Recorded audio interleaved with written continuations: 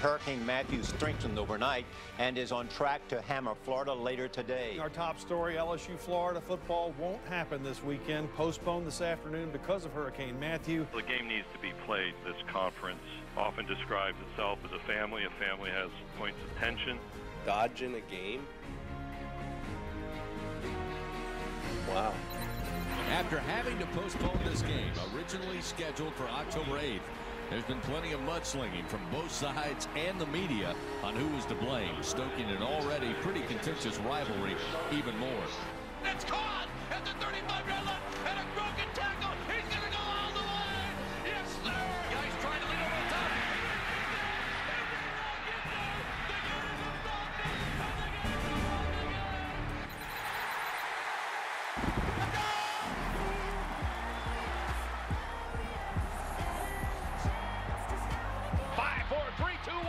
Touchdown, LSU! A Hail Mary that's full of grace. A miracle finish.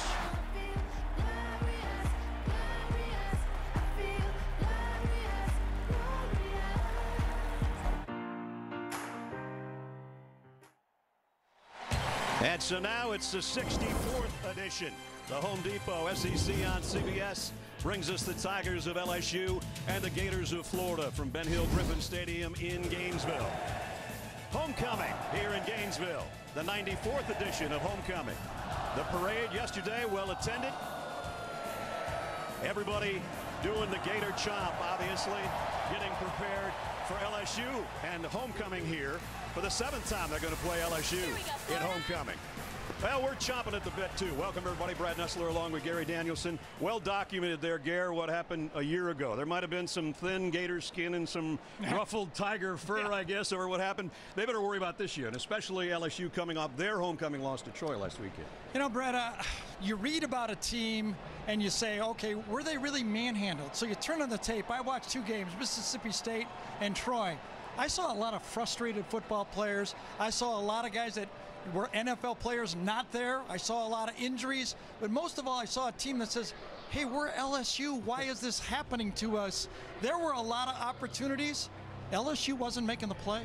Well, we'll see if they do today. They got some of their key guys back a little bit healthier. You know, if you're going to go on the road and you're inconsistent, you need your star players. And they're going to have them. Darius Geis, number 1. They are a different football team when he is carrying the ball. He makes all 10 other players on that offense a much better, one of the stars in our league. And Arden Key on defense. He is going to help this offense with his ability to just make big plays on defense. I think we're going to see the best Arden Key we've seen all year. He had a great week of practice, we are told. Well, Florida, of course, well documented. They lost a lot of players to suspension. They're trying to find some new stars. They have in Malik Davis, Freddie Swain, guys like that, but they need their quarterback to be consistent. Brad, we always like to talk about other guys that help the quarterback, but really the plain truth is you can't hide your quarterback. You might be able to do it to your right guard or, you know, a safety or something, but it's hard in this league to win if you're managing your quarterback. He has to come through. He has to take that next step to beat LSU. Well, he did pretty well in relief last week, so maybe he can carry it over to this week. He has to. I mean, there's no way to do it. He's the quarterback. All right, we'll see how he does. And as you take a look at our home away from home here in Gainesville, the I-Cruiser always going down I-85, I-75, one of those I's. Big tailgate party over there. Kickoff coming up. The Home Depot SEC on CBS is sponsored by Taco Bell, the Home Depot, Aflac, and by Wheels Up.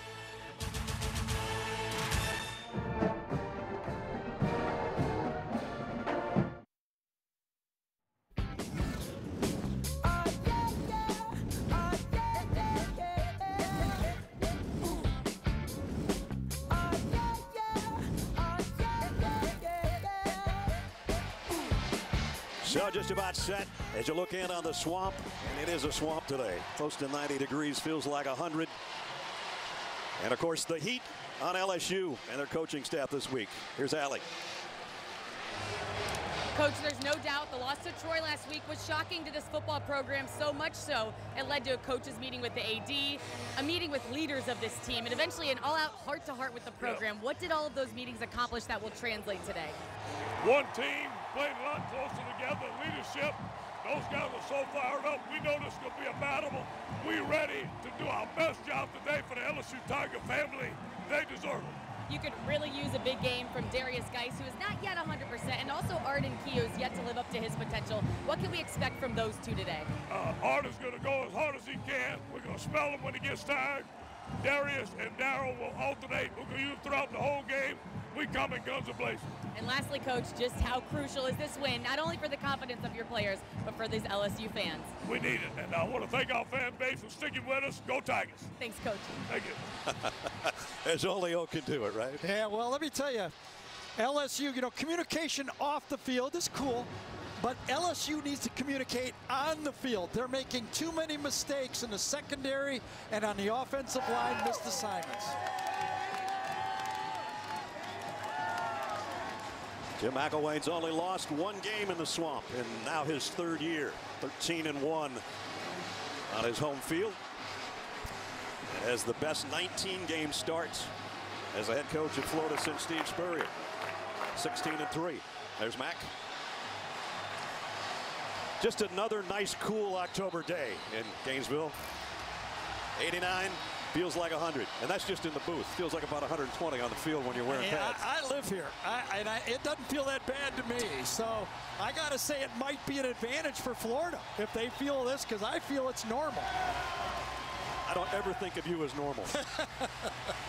LSU won the toss and deferred.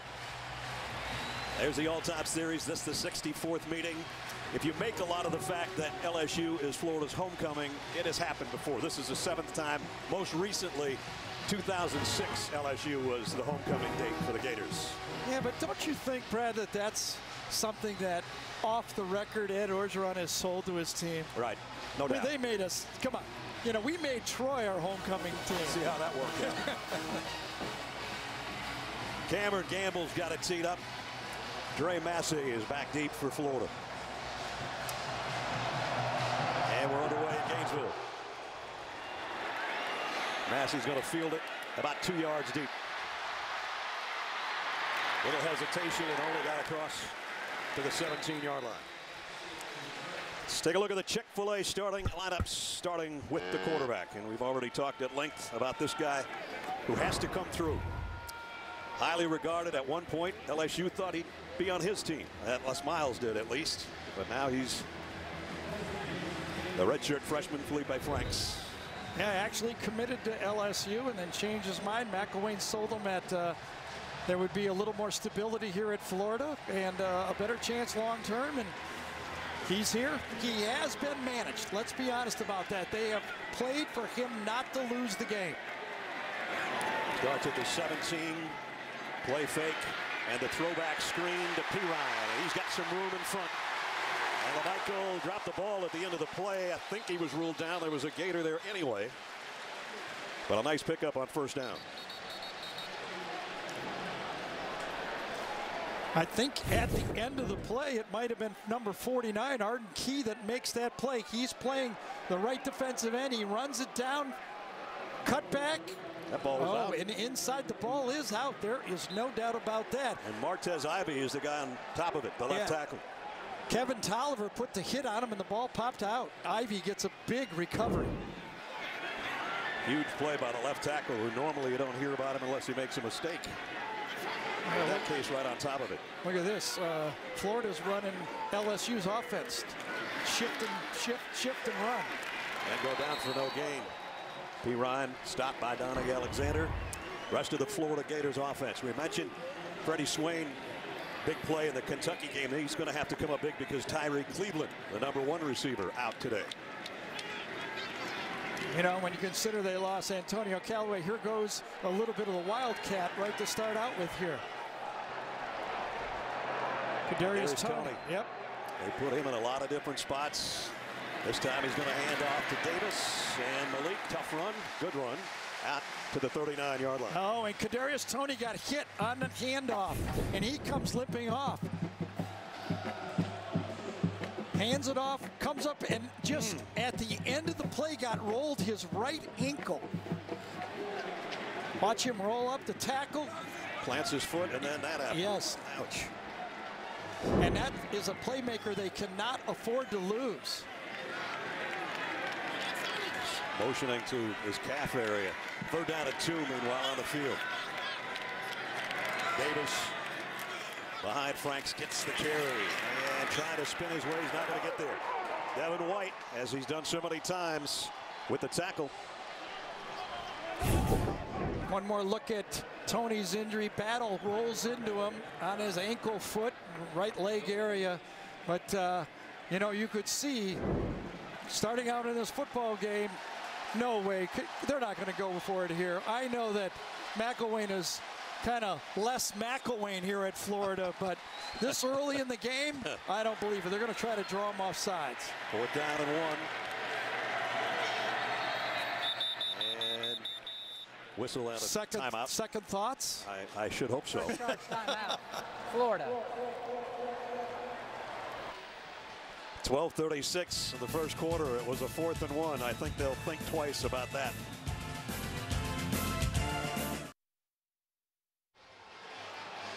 Get the CBS Sports app for the fastest scores and inside access to LSU, Florida. All your favorite teams. Download the CBS Sports app today. Now, before that timeout, Florida faced a 4th and 1. We'll see if they come out with their punting unit. Nope, they won't, because there's their quarterback. Yeah, a little tip off from Florida, too. All their defenders started moving down to the right side of your screen. They heard it was going to be a punt. So it'll be Johnny Townsend averaging just under 49 a kick, and DJ Chark is back deep. That was a big stop by this LSU defense. Yeah. Remember, they had been run up the middle on, and they were challenged on 3rd and 4, and they answered the challenge for LSU against the Florida running game. Chark back at the 10-yard line, has a touchdown return this season already.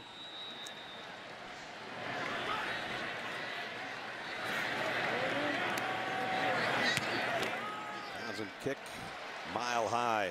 Fair catch called for and taken around the 17-yard line. We'll have LSU offensively for the first time when we return to the Swamp after this.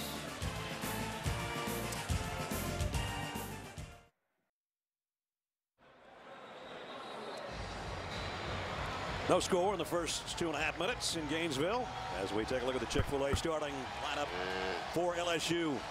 Danny Etling making his 29th career start, 12 at Purdue, this being his 17th start at LSU. Yeah, 2 ends of the spectrum here. You know, Florida's got a potentially great quarterback going up, and they've got a senior here going for LSU. Here's some of the guys that he'll play with on that first snap from the 17-yard line, including, we mentioned, DJ Chark, their leading receiver, coming in, and he goes out to the top of your screen. Now there's a little bit of noise at the Swamp. 2 tight ends set. One of those, John David Moore in motion. Etling going to flare it out to Darius Geis. And Darius got about 5 for number 5. And the rest of the offense looks like this. Nice to have Geis back, and as Coach Orgeron said to Allie before, will spell him at times because neither he nor Darrell Williams is 100%. I think it's also nice to have Dobie Weathersby, number 66, the right tackle in this game. When you're playing with 2 true freshmen on the right side of the line, that is difficult. Here's the shifting of the new LSU offense. A lot of movement. And jet sweep to Derek Dillon, and Dillon got free on the corner. Nick Washington knocked him out of bounds, or he might have still been running. Yeah, good block that time from Tony Carter, one of the H-back fullbacks in this offense. Right here, watch the end of it. Every play in this offense, you have a jet sweep potential. They're either faking it when they're lined up with those tight ends, they're faking that jet sweep. He got 29 yards to get it into Gator territory. Back to Geis for a short gain as we take a look at the Florida Gators defensively. And they've got 8 guys they rotate on that defensive line. They're pretty deep there. Chauncey Gardner led them in interceptions a year ago. The backfield He's got a couple of young guys in the secondary. Williams and Geis both in there right now on 2nd down and 9.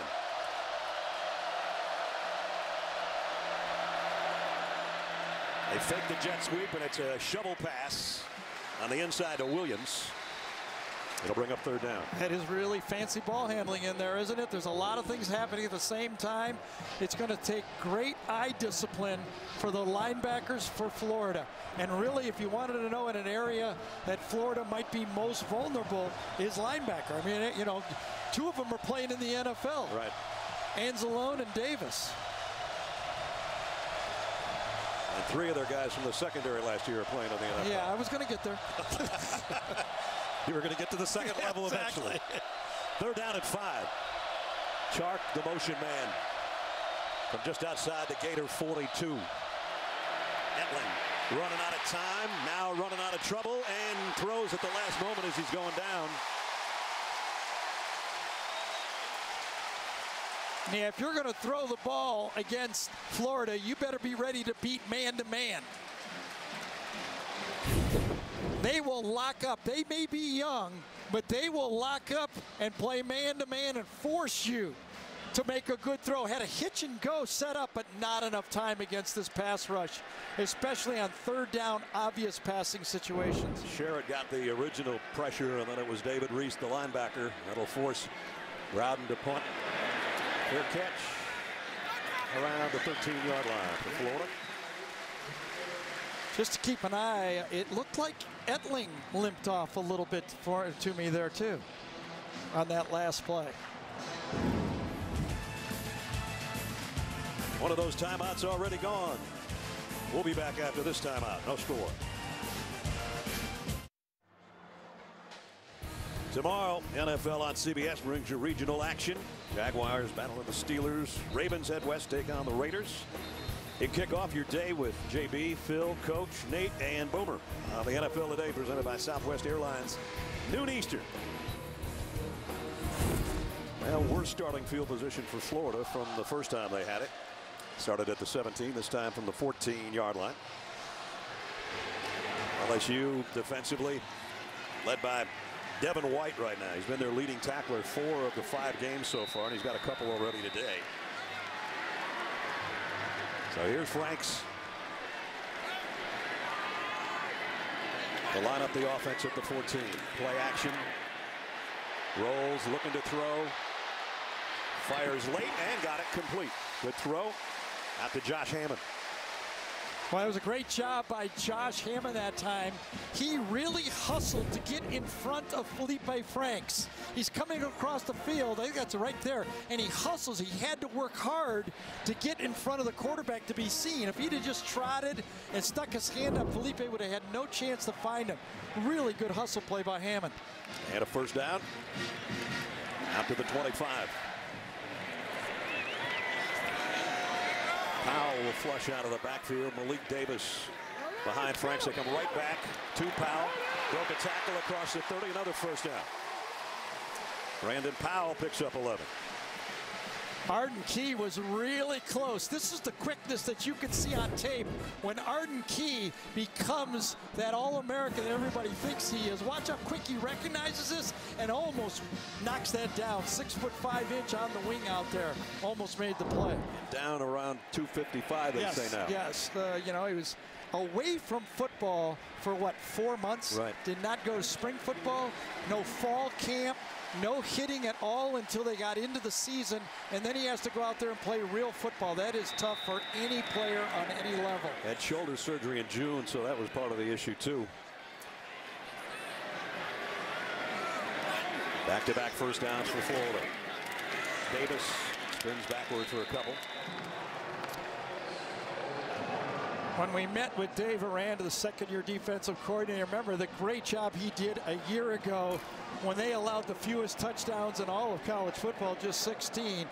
He was just so perturbed about the lack of tackling execution. He goes, it's hard to watch out there and see the missed tackles from our linebackers and secondary. And for all of us that have followed LSU football for a long time, you're just not used to seeing that. Kadarius County back in the Wildcat again. He fakes the pass and comes straight ahead. Nothing wrong with his leg on that one.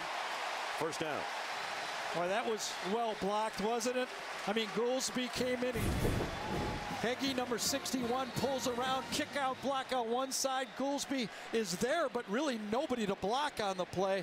But that's how you run the Wildcat, just like that. Corey Thompson got hit by his own man at the end of that play, and he's still down. And you know, one of the things I said, I watched the Mississippi State game, and if you're watching that tape and you're Florida, you go, we've got to run some of those plays.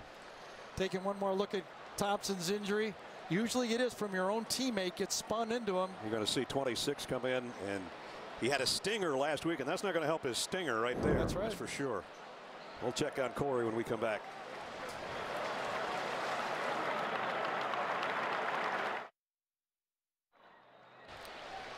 A couple of the new playmakers for Florida on the left. Kadarius Toney on the right. Mike Davis. Here's some of the things they did a week ago.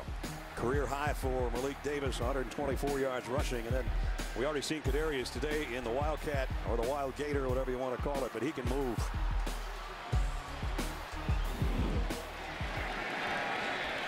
Mark Thompson in the backfield for Florida for the first time. He's the veteran, number 24.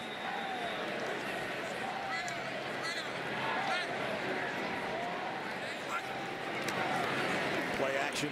Franks wants a bunch. Throwing deep. Overthrew everybody. Well, that's good defense. LSU did not bite at all. They were ready for that football play. Battle was back there. They're playing man-to-man to the outside of this play. And then the safety just stays home. Get deeper than deep. Force that throw over your head. That is good defense. First down play action passes in college football are usually put a lot of stress on the defense. That was well defended. Here's Franks now. The quarterback is a wide receiver as they go back to Kadarius Toney on the keeper, and he only got a yard. Nice job by Dante Jackson off the corner.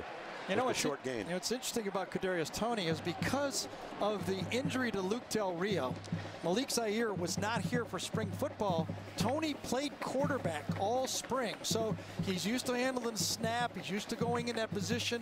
And as I was trying to say is Mississippi State hurt LSU with a running quarterback. Not surprised at all that Nussmeier and McElwain are trying to take advantage of that offense. Kadarius put up huge numbers as a quarterback in high school. Third down 9. Franks, the pocket holds for him. The throw incomplete, intended for Josh Hammond.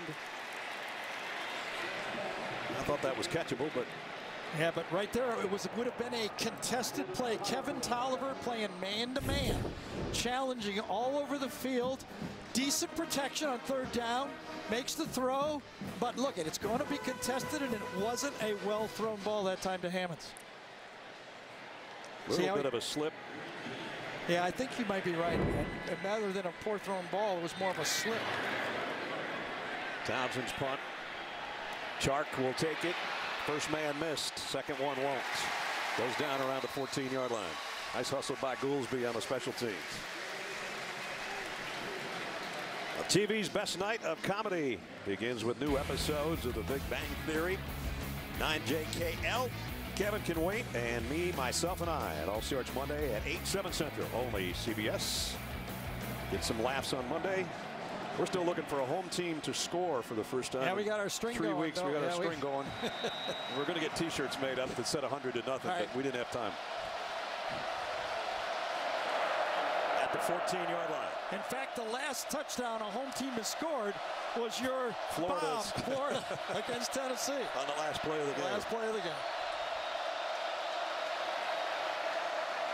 Etling, the long handoff to Geis, trying to get to the edge. Nice tackle. Chauncey Gardner. Yeah, I don't think Darius Geis may be quote unquote healthy, but I don't think he's Darius Geis. You know, he's good enough to play, but I don't know if he's good enough to dominate a football game. Chauncey Gardner, who has struggled tackling, had no problem with that one, did he? Not at all. Second down and 8. tackle overshifted. Weathersby right there. Again, the tight ends shift. Darrell Williams is the tailback. They fake it to him, and Etling on a bootleg throws too high for the tight end, incomplete. Foster Moreau. Let's check in with Allie. Guys, LSU left tackle KJ Malone is dealing with a left knee injury. He was visibly in pain, went into the tent. They took his left knee brace off. They put it back on. He came back out of the tent. He's trying to work it out on the sideline. Also, Corey Thompson, we got word from LSU that it was just a stinger, and he's cleared to go back in. So back-to-back weeks with that problem. But the news about KJ Malone going down is that another true freshman, Shadrick Charles, comes in the game to play. So now there's 2 true freshmen on the field for this offensive line. And that can be problems when it's 3rd down and 8. Etling throws out in the flat. First down, Williams. Nice move to get the first down. And also a nice move to hold onto the ball, because at the end of that play, C.C. Jefferson came in and ripped it, and it could have popped it out. I think it's coming back if you check Danny Etling's reaction. Body language, yes, I know that very well. When the quarterback rolls his eyes like that, it's not a good sign. Yeah, we're having a discussion, though, but the block in the back, I think, is going to be called, but he barely bumped him. They may pick this one up. Personal foul. Targeting on the offense, number 19. That play is under further review. It was Derek Dillon. We saw it in that last play. From behind, he hit the player, and it must have been helmet to helmet from the back judge's view. Dillon's a guy that had that big run on the jet sweep earlier. Yes. So we'll be taking a look at that one.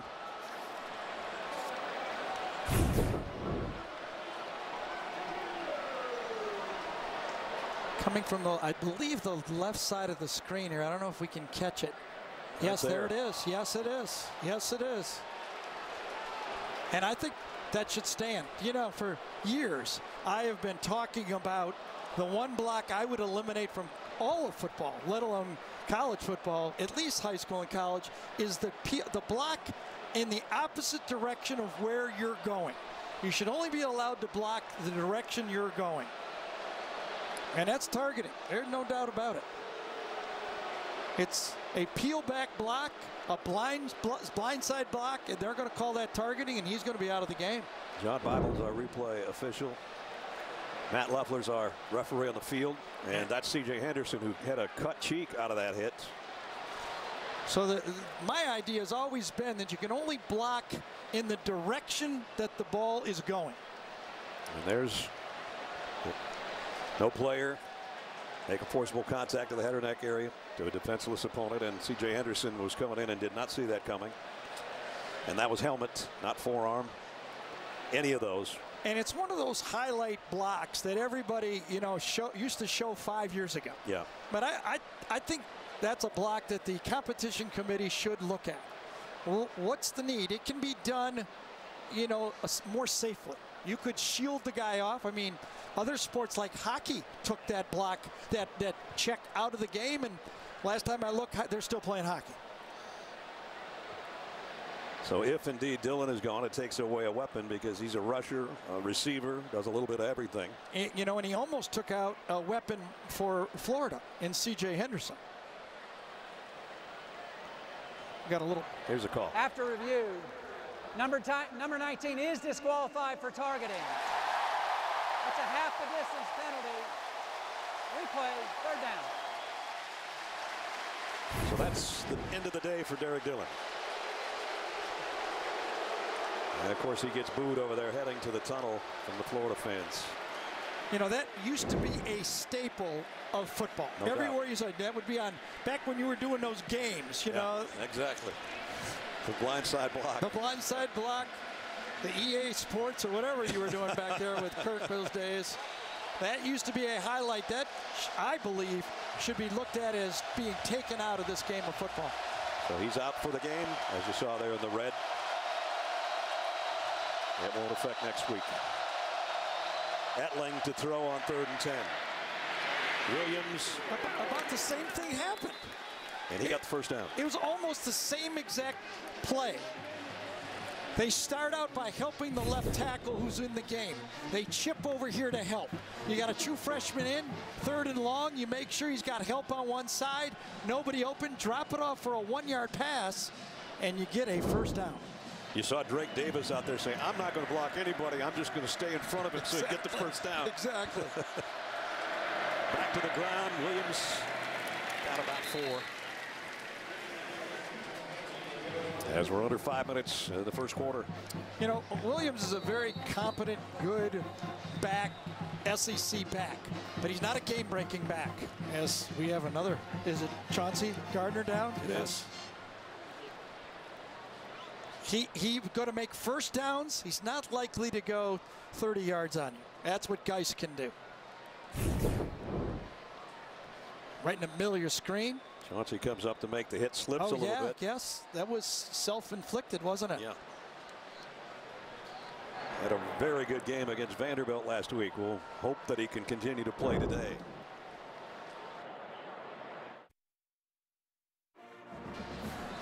Chauncey Gardner going off under his own power, but not looking too healthy after this play. Yeah, one more look. And part of these defenses, modern day defenses, your safeties are counted on to come up and play that gap and make that run play and keep it for 2 or 3 yards. He did his job, but now Sean Davis, a true freshman, replaces him. They've got some really talented freshmen in that secondary, but they don't want to use all of them. Yeah, but the key word is they're freshmen. Exactly. There's the 3-man shift to the left on 2nd down and 8. The end around coming. Gage got a block and a hurdle. Yep. And a first down. A block, a hurdle, and a first down always do well, don't they? Yes, they do. Duke Dawson came up to make the tackle, and you just keep running, and all of a sudden, Russell Gage says, I like this. Get the ball in my hand. Go that. And, you know, Dawson didn't go that low on the play. It's not like he went for a shoe duster there, right? Gage originally signed as a defensive back, showed his prowess as a wide receiver and a hurdler in that case to pick up 15. It's funny, Florida barely moves with all this shift in motion. Just the linebackers shift around. The down 4 guys never move. They give it to Chark on a sweep. And he got positive yardage. Picks up close to 8. That is interesting. Do you think that Matt Canada was saying something, saving something for Florida? Because the first thing Randy Shannon told us about Chark coming in motion is he has not run a jet sweep, and we do not think they're going to give it. Remember that? He said we don't think he'll give it to him. And Randy also said when you want to figure out where the play's going, just follow the tight end. Yep. Problem is they always have 2 tight ends. There goes one of them. That's John David Moore who sets up, and now Chark coming back the other way. 2nd down and 2. Straight run this time, and breaking into the secondary is Williams, and he's got a first down. Well, I'll tell you, this offensive line that caught so much havoc, so much talk radio in Baton Rouge and all over the state of Louisiana, is carving out some nice runs. And again, when I watched the tape, there were plays that worked. I mean, I don't blame, you know, Ed Ogeron to saying, hey, come on, we got 2 freshmen in the game. Let's simplify things a little bit. If we can't block Troy, how good of a team are we? And I think it was good him challenging the team. They just made too many mistakes. Right now they're blocking Florida pretty well. Yep. Williams sets up on a wing. Geis is a tailback. Blitz is coming. They pick it up, and that got a wide open man and overshot it. Jeez. And that's the story of LSU this season. I mean, how can it be play calling? How can it be shift in motion being bad when you scheme a play like that and no one covers them? Your quarterback, especially a 6th-year quarterback, has to make that play. And you know Matt Canada is pounding his head over there in the booth right now. Well, and a bunch of other Tiger fans should be. and I believe personally, get off the fact that it's too much shift in motion. I think if you look at their penalties in the last game, of the 11 penalties, 9 of them were when they did not shift their motion. And now they're going to take a timeout. That's a tough one. If you're a quarterback walking over to the sideline, you know you've been scheming that all week, and you missed an easy one. It was there, and it would have been a touchdown. 2:21 remaining in the quarter. LSU will talk it over.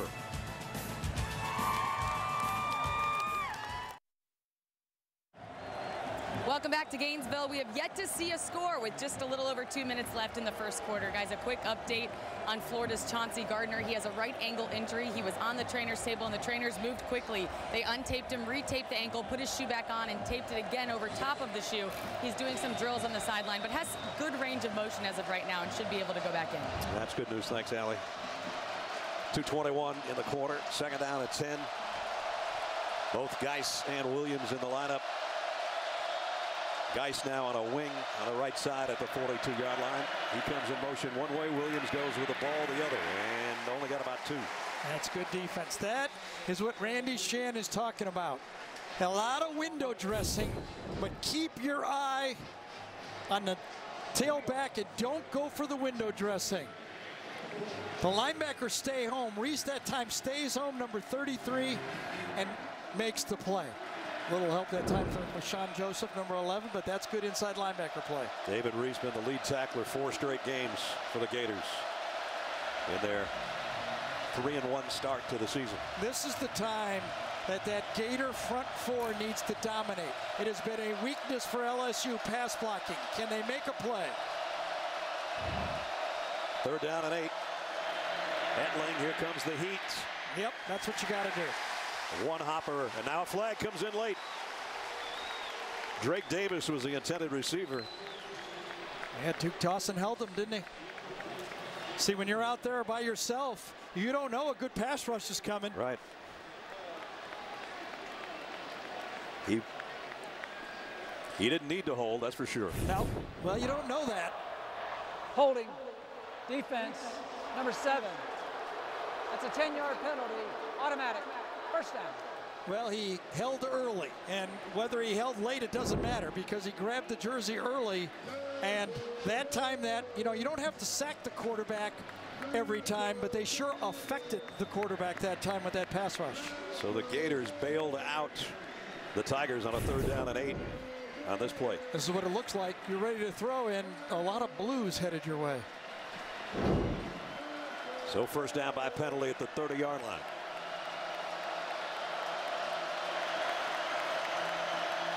And to give to Gage again, and Gage coming the other way. Nobody home. Gage, touchdown LSU. It's about as pretty as you can do it, isn't it? 30 yards. Nobody touched him.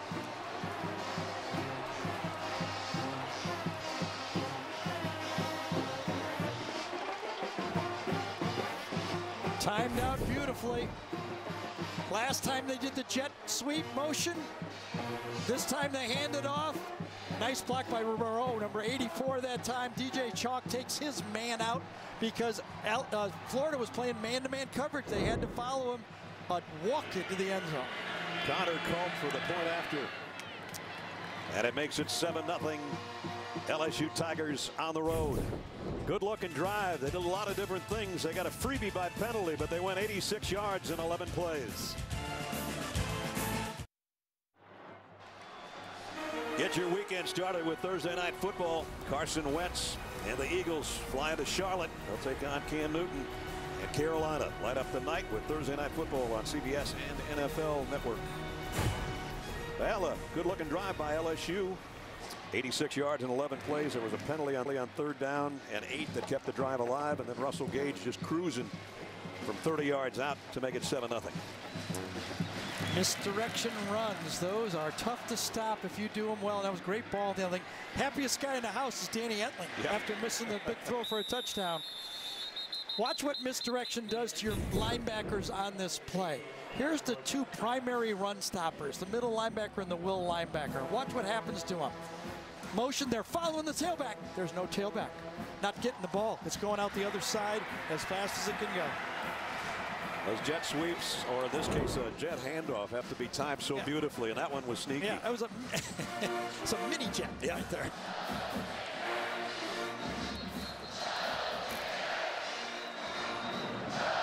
So Florida will work from the 25-yard line. We'll have to say that Russell Gage has to be feeling good. He had a couple key drops last week against Troy that really hurt the football team. Probably, Troy gets out ahead. If he catches a couple of them, might not have been able to get that lead. Here's Kadarius Toney again, taking the snap as the quarterback keeps it. Going left for about 4, maybe 5. For Toney, time to check in on AT&T Field Pass. Here's Zook in New York. All right, Ness, USC back home after losing at Washington State last Friday. Trojans' first possession, Sam Darnold to Tyler Vaughn's. Their second possession, Ronald Jones went in. They've won their last 23 at home against Oregon State, up 14-0 off to a good start, Brad. All right, keep us posted. See you guys at halftime. We're almost to the end of the first quarter here in Gainesville. 7-0 LSU on the road with a lead. Felipe Franks looking left, and that's all the time he had to look. Devin White. Holy cow. Wow. He's playing that rush linebacker spot that Duke Riley played a year ago, and even wanted his number. Watch number 40 right here. Times out the blitzes as good as anybody you'll see. And that's way too easy. Yeah. That's a bust-a-rama for the Florida team. Duke Riley came and talked to the team this week. He wore that 40 last year, and it was Deion Jones the year before. Those guys both play for the Falcons, who have a bye week. So he came in and talked to the defense. Had number 40 fired up. Franks this time has all day to throw. And finds a man. Going to be Hammond. And not quite a first down. Maybe they gave it to him. We'll wait and see. You know, I think LSU thought this was going to be a screen pass. They were playing screen. The coverage was funny on the play. The linemen were sort of out there, and so was Malik Davis. I mean, they went zone, deep coverage, and I did not believe that they felt that I think they only rushed 3 players. And Franks has plenty of time, and you know that should have been stopped. That's a gimme first down almost. 3rd and long like that, only rush 3, especially the way you were able to sack him on the play before. The play is under review. Yeah, I think where the ball was spotted. Maybe. Remember, he has to cross the line because it was a touchback. I thought he was about 8 inches short. Yeah, they're going to check his knee because he has to get to the line. Knees down right there, and I think, well, you can't tell there, but I believe he's short on the play, a half yard short. Yeah, I think he's going to be short. Like the length of a football? Yep, somewhere there. So we only have 2 seconds remaining before the end of the quarter. And, well, think about it again. Now's the call. Now we're going to talk about it a little bit more. After review, the player was down at the 34.5-yard line. There will be 4th and 1/2 yard line. So that's it. Half yard short. Call on the field overturned. 12.5 on 3rd and 13.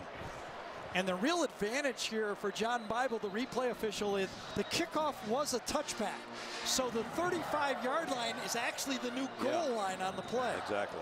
Good call.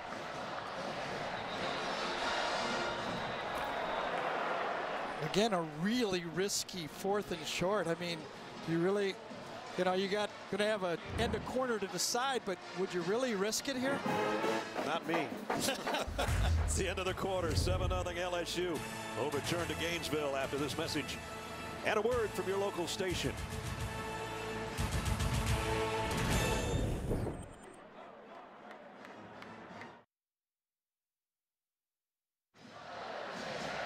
Set to start the second quarter with a punt from Johnny Townsend. LSU with a touchdown lead. That's DJ Chark back deep.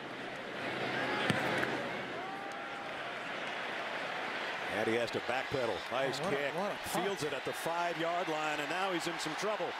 Gets out maybe to the 6. Great kick, great coverage, and LSU has to start in a hole with their offense at the beginning here of the second quarter.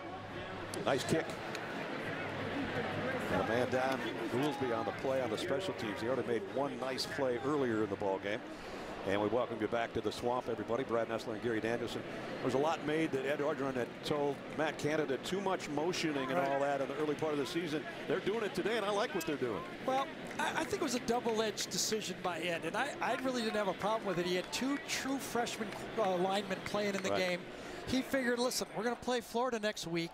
Let's simplify it, you know, not have a lot of mistakes, get through the Troy game, rest guys who wasn't ready, and you turn it over 3 times. You know, you shifted motion all you want. You turn it over 3 times, you're going to lose a lot of games. They had a couple missed passes probably in that first quarter, but nonetheless with a touchdown lead. And again, with the man down on the play, we'll take a look at it again. It was DeAndre Goolsby, who, as I mentioned, made a nice play on special teams earlier. I think it might be Garrett Stevens. Yeah, that's a double 30. Stevens is one of the punt return guys and punt block guys. Actually blocked a punt early in the year for Florida.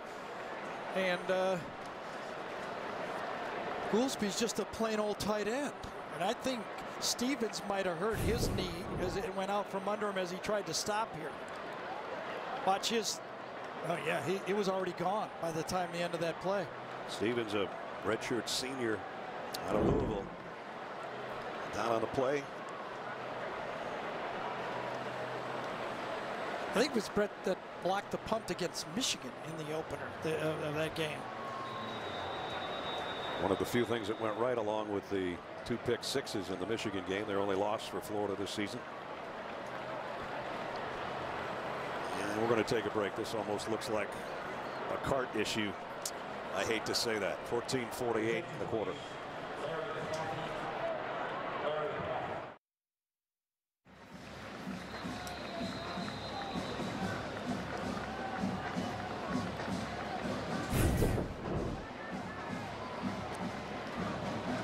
Just moments ago, and I said going to the break, it might be a cart issue, and we hate seeing that. So Garrett Stevens heading to the locker room. Chauncey Gardner comes over, give him a little love on the way to the locker room. Especially his day's done. Townsend, the punter, he knows how good Stevens was as a gunner on that punt team. Even with the pain, he's trying to fire up the crowd on homecoming here as he heads to the tunnel. Meanwhile, back on the field, it's LSU deep in their own territory. First down at the 7. Williams. And he's tough. He's a load. Yep, out to the 12. You know, 4, 5, 6 yards. Last week, Vanderbilt really didn't test the Florida team running the ball. They threw. I mean, they kind of exposed some weaknesses in the passing game. But LSU is being LSU in this game so far. A little bit of everything. Trying to keep this Florida defense off balance, and I think they have succeeded in that. There you see, closing in on 100 yards on the ground already.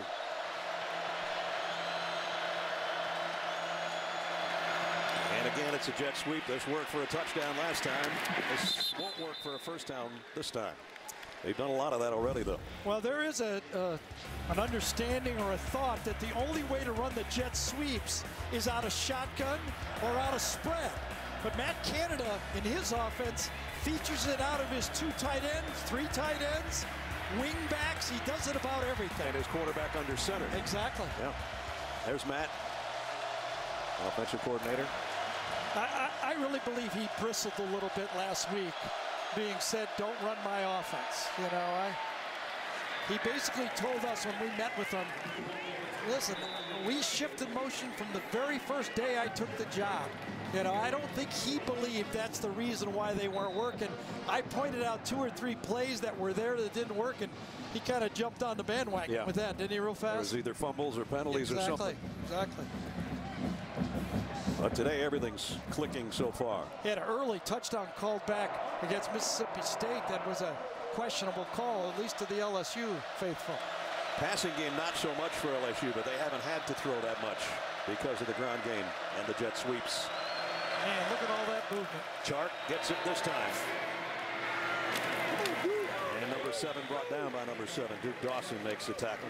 This to me is a little bit, this Matt Canada offense is a little bit like defending Georgia Tech. They spread you out. So many things are happening at the same time. Canada is so familiar with his offense, with the overloads, the unbalanced lines, the quick motions, and they can catch you getting around the end before you even think it. It's hard to plant your cleats if you're a defense.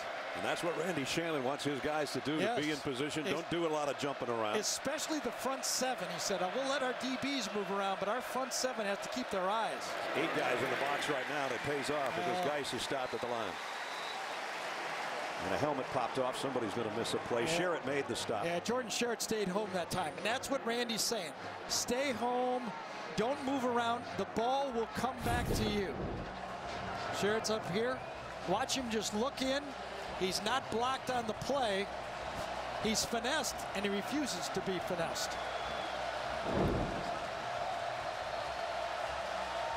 Third down at 5. Yeah, Charles is out of the game this time, and we've got another true freshman coming in, number 76, DeCoulis. Charles out because his helmet came off. And now LSU going to take their second time out.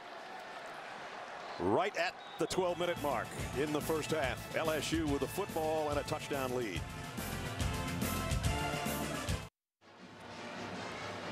And now do Project Smarter, presented by Home Depot. Smart thing to do, get these two teams together, put them on TV because it's usually fun. Yeah, we were there for a lot of these, Vern and I, Brad. The jump pass, that started it all. Remember that? Yep, that was the last time it was homecoming, LSU and Florida here. Yeah, we did that night game. That was a primetime game with Tebow, and that was Les going for it 5 times to win that battle. And then the fake kicks. They've been some good ones. Yep. The Mad Hatter. Yeah, and the hammer and nail rant by Les. Yeah, this game has got a lot of history. Another fake field goal in 2015. And, of course, last year. I mean, all the shenanigans, all the talk, all the movement, and LSU thought for sure. And then what happens this year?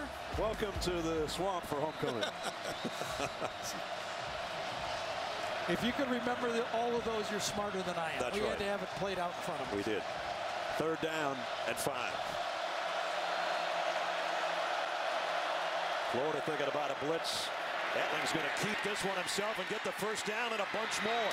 And now just trying to get down inside the 40. Brad, this was actually a designed run, this play. All the way. Watch the pull around. This is a keeper all the way for the quarterback. Follows the running back, Williams. Wow. This was all designed, and this was the last time Randy Shannon blitzed on 3rd and medium, and this time they go with the running play, and not good news. Will Clapp down on the field, the center. And remember, just because you wear LSU uniforms and helmets doesn't mean you're LSU 5-star. You start going deep into that depth chart, right. Start to look like a lot of other teams.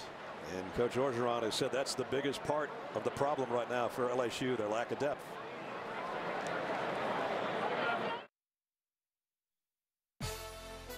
Adam Zucker in New York with this Ford update. 4 touchdowns in under 8 minutes to start the game in Columbus. J.T. Barrett to Benjamin Victor.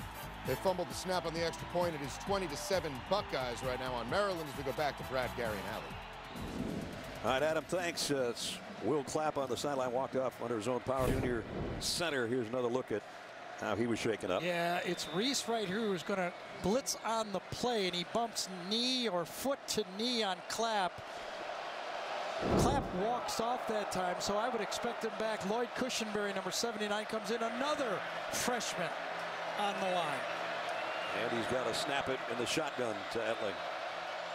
Got him. Ooh, Florida jumps off.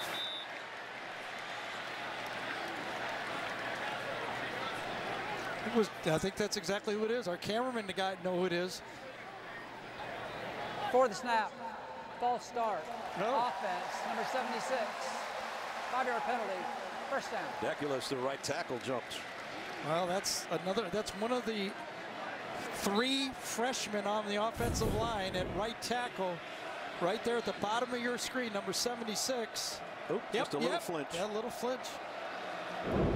Jabari Zaninga says Danielson, not so fast. Come on, Gary, I've been around. I played this position. Exactly.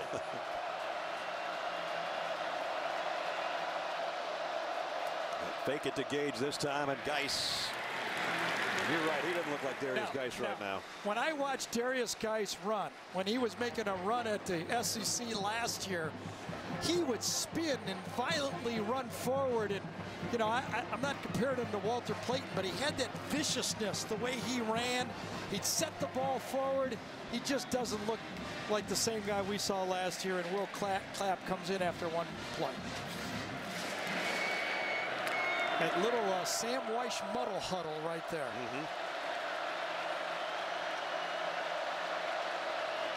Chark in motion. Second down and 12. Play action. Etling steps up in the pocket and goes down in the pocket. What little pocket there was. Zuniga again making a play for Florida. Yeah, that's homecoming here. Oh, and, yeah, there's some guys. That brings Heisman Trophy guys around. Danny Warfel on the left. Tim Tebow getting a picture there on the right. That's his. I think that's his 5 millionth picture here that he's taken with somebody. Spent a little time with Tim last night. And of course, the third Heisman Trophy winner is the ball coach. That's Steve something Spurrier. I thought I'd never hear. You and Tim Tebow at the same place at night. Well, it was kind of out in the lobby. Trust me, he wasn't where I was. You guys all know that. Third down and 19. And here's Williams. Ooh, he took a hit. And it's David Reese again, the middle linebacker. Well, I'll tell you right now, this Florida defense has now served notice. He and Jabari Zuniga, number 92, like, let's tune it up. Let's run. Let's make some tackles. Let's try to get this crowd into the game and kind of dare our offense to make some plays. Flag on the field, huh? Not quite sure what it was. After the play was over, unsportsmanlike conduct, number 83 on the offense, unsportsmanlike conduct, number 7 on the defense. Those are both players' first of the game. Those penalties will cancel. 4th down. So Russell Gage and Duke Dawson doing a little jawing, I guess. However, 2 important things to look forward. If we get one more, they'll be out of the game, and 2 important players. And remember, Derek Dillon's already gone because of a targeting foul. Right. Right side of your screen, flips the ball. Oh man. Okay. One guy was talking and one guy was swinging. Von Rosenberg in to punt. The left footer, not a good kick, unless it takes a great bounce. And it bounces out of bounds around the 23-yard line. Duke Dawson's, I think, fortunate that he's in the game. I agree with you. I mean, one thing jawing, it's another thing turning around and hitting a guy.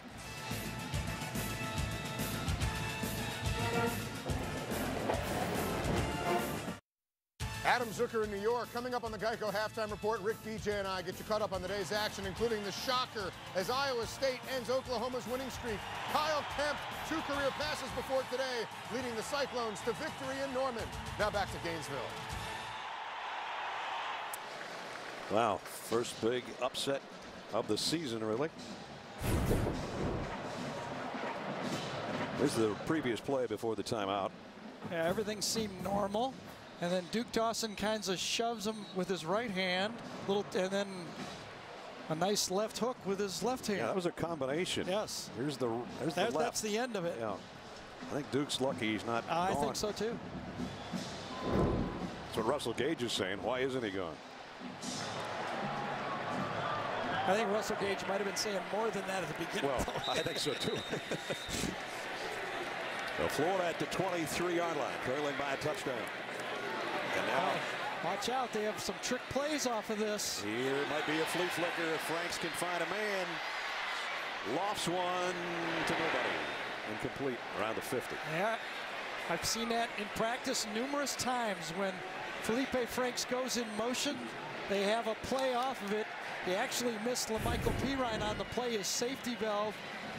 Pirine is going to get it, then toss it back. It's a flea flicker, well defended by LSU, but he's got Pirine late.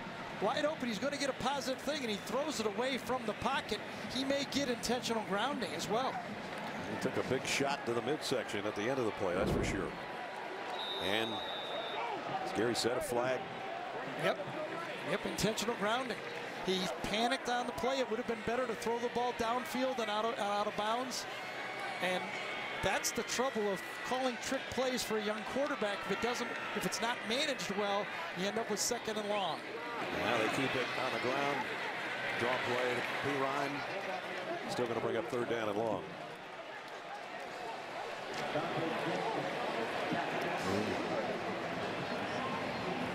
Have to give a lot of credit to the safeties for LSU. Twice on 1st down, Florida went for the big home run ball and battle, and a true freshman, Grant Delpit, number 9, both stayed back and played the play.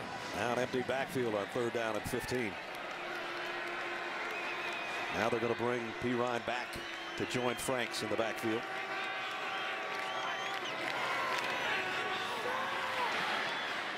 Fires on the sideline, got a man, and a 1st down to Brandon Powell. So that worked well and a good throw. There's only one way to throw a deep ball like this, and that is great protection up front. A lot of love has been coming to this offensive line in the run game, but look at that protection and that pocket for Franks to step into and make the throw, allow Brandon Powell to get way deep into the secondary and get open. That's got to give number 13 a little bit of confidence. Or how about the guy calling plays with that offensive line doing that? No doubt.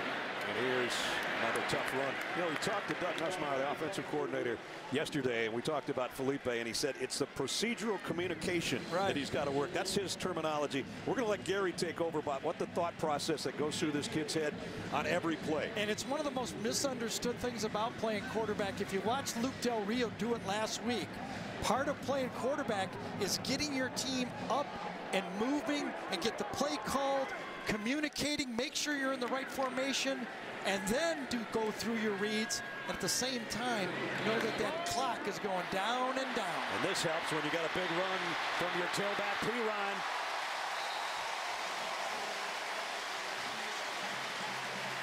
So they came out and they threw the ball a little bit. And when you can throw the ball a little bit, you can start doing other things. Nice job that time by Brett Heggie, number 61, coming out and taking the point of attack. But now the no huddle is something I think Felipe Franks is pretty comfortable in too, Brad. Is he did that in high school. He's not used to huddling a lot, still learning that part of it. But you could see a couple of good plays, gets it going. Here's another one. Another 9-yard pickup by P. Ryan. The number one thing that Doug Nussmeier wanted Felipe to do is after he threw it or after he hands off the ball, let it go. Look to the sideline, get the play, collect your thoughts, go over down and distance, understand the situations, understand the play clock. After you get there, now when you get up, communicate to your players. Now you've still got plenty of time. And now you to comfortably snap the ball. And give it to Malik Davis, who breaks free as he did a week ago. Into the secondary, it's 1st and goal, Florida. Everyone is so much more comfortable when the quarterback is comfortable. 25-yard gain that time. Well, he went that time right at Jawan Taylor, number 65. When you talk to the coaches for LSU, they circled him as one of the best tackles they've seen on tape in all of the SEC. 1st and goal for the Gators at the LSU 7. Straight ahead to the 5. And the Verizon red zone for Florida this year, 9 for 9, 7 touchdowns. And again, now Felipe doing his job, looking to the sideline and going through what Gary's been talking about. I'll tell you right, the CBS crew may shoot off fireworks if they put this in the end zone, right? It would be a home team score for the first time in about 3 weeks. 2nd down and goal, and now Tony again in a Wildcat. From the 5. Low snap. Gives it off.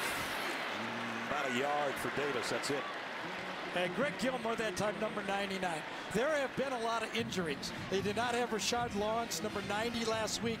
But when you watch the tape, Greg Gilmore, the senior, number 99, was so impressive with his effort, the way he played all game, no matter what the score was.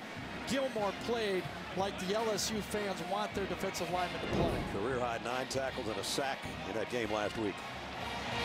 7 rushes, 2 passes, 10th play of the drive. That's covered 73 yards. Will Aranda come after him? Third down and goal. Powell flushes out of the backfield. Franks is looking that way, waiting. Going. No, he's not going to get a throw off. Run out of bounds at the 8-yard line. Yeah, they just sat there. They lined up with their feet on the goal line, and they forced Franks to read these guys inside here. Man-to-man to the outside, and they just were looking at two guys right on the line of, well, actually three, lined up with their heels right on the end zone and forced Franks to try to find somebody. Got all the way over there. Looked like it was going to be a Joe Montana, but there was no Dwight Clark in the end zone, so they're going to have to kick a field goal. Eddie Pinedo, 4 out of 5 on the year to try to put the Gators on the board. 25-yard attempt, and the kick is up, and it's perfect. The home team has points with 4:01 remaining in quarter number 2. Not quite fireworks, but sparklers. Well, at least they scored for the 366th straight time.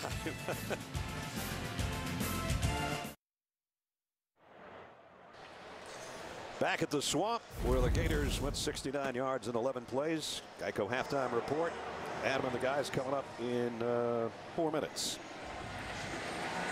69-yard drive, 11 plays, a little over 5 minutes, but they had to settle for the field goal, the Gators. But it was a good sign for Florida's offense. Things went so smoothly. Felipe Franks was in control. It looked like, you know, a guy who's been in the game and used to running the offense. And even on that last play, instead of throwing into coverage in the end zone, he might have been able to squeeze one into Brandon Powell, but it would have been a risky throw. Tell you, just things that go unnoticed in a football game. Watch Christian Lacouture, the senior, number 18, at the end of this play. Whoa, let me get that circle right on right there. He holds off, does not take a silly penalty when the quarterback's in the out-of-bounds play right there, and Christian Lacouture says, I've learned my lesson, probably. He's probably had a couple of those when he went too hard. That time it was good just to say, hands up. You know, I'm not going to hit him, and we're not going to get a penalty in that situation. Lacouture wearing that number 18, made famous by Matt Mott back in 2003 when the Tigers won their first title since '58. And there's actually 2 18s. There's the other one. 2 18s for the first time ever for the Tigers. The other one being John David Moore. There's a whole bunch of shifting. I'm not going to explain that one. First down. Uh-oh, movement. Let's see the procedure again.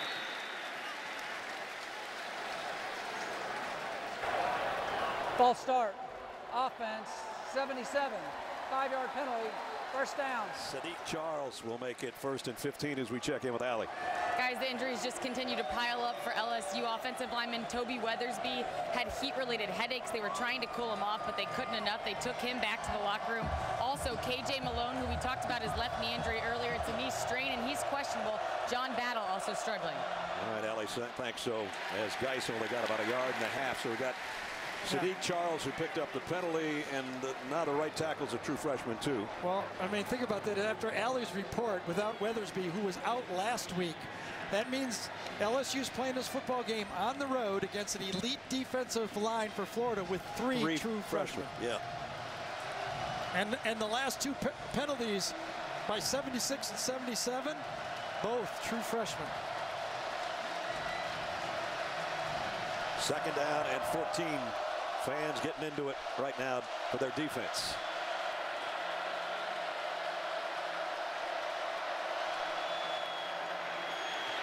Throw out in the flat to Geis. Made the first man miss. That looked a little bit more like Darius Geis. First down. Well, I tell you, he is special. And when he gets healthy, it makes this offense from making first downs to potentially making big plays. Nice sidearmer at time coming out by Danny Etling. I mean, he put the brakes on. It was going in the other direction in a split second. It got 15 yards. Beautiful. LSU is down to 1 timeout as we're under the 3-minute mark. Again, the 2 tight ends shift to the left.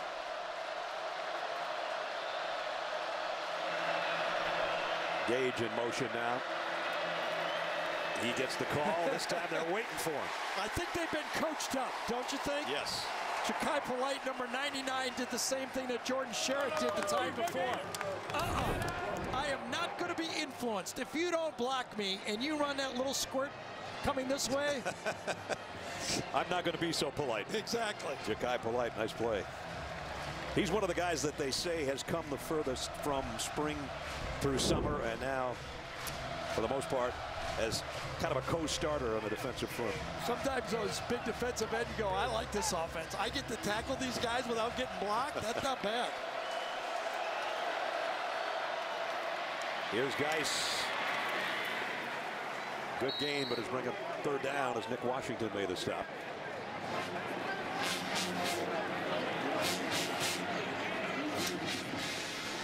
Biggest third down coming up for both teams at this point.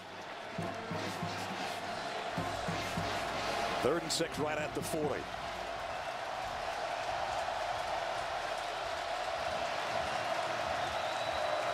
So far, LSU's done a pretty good job. 3 out of 5 on their third down conversions.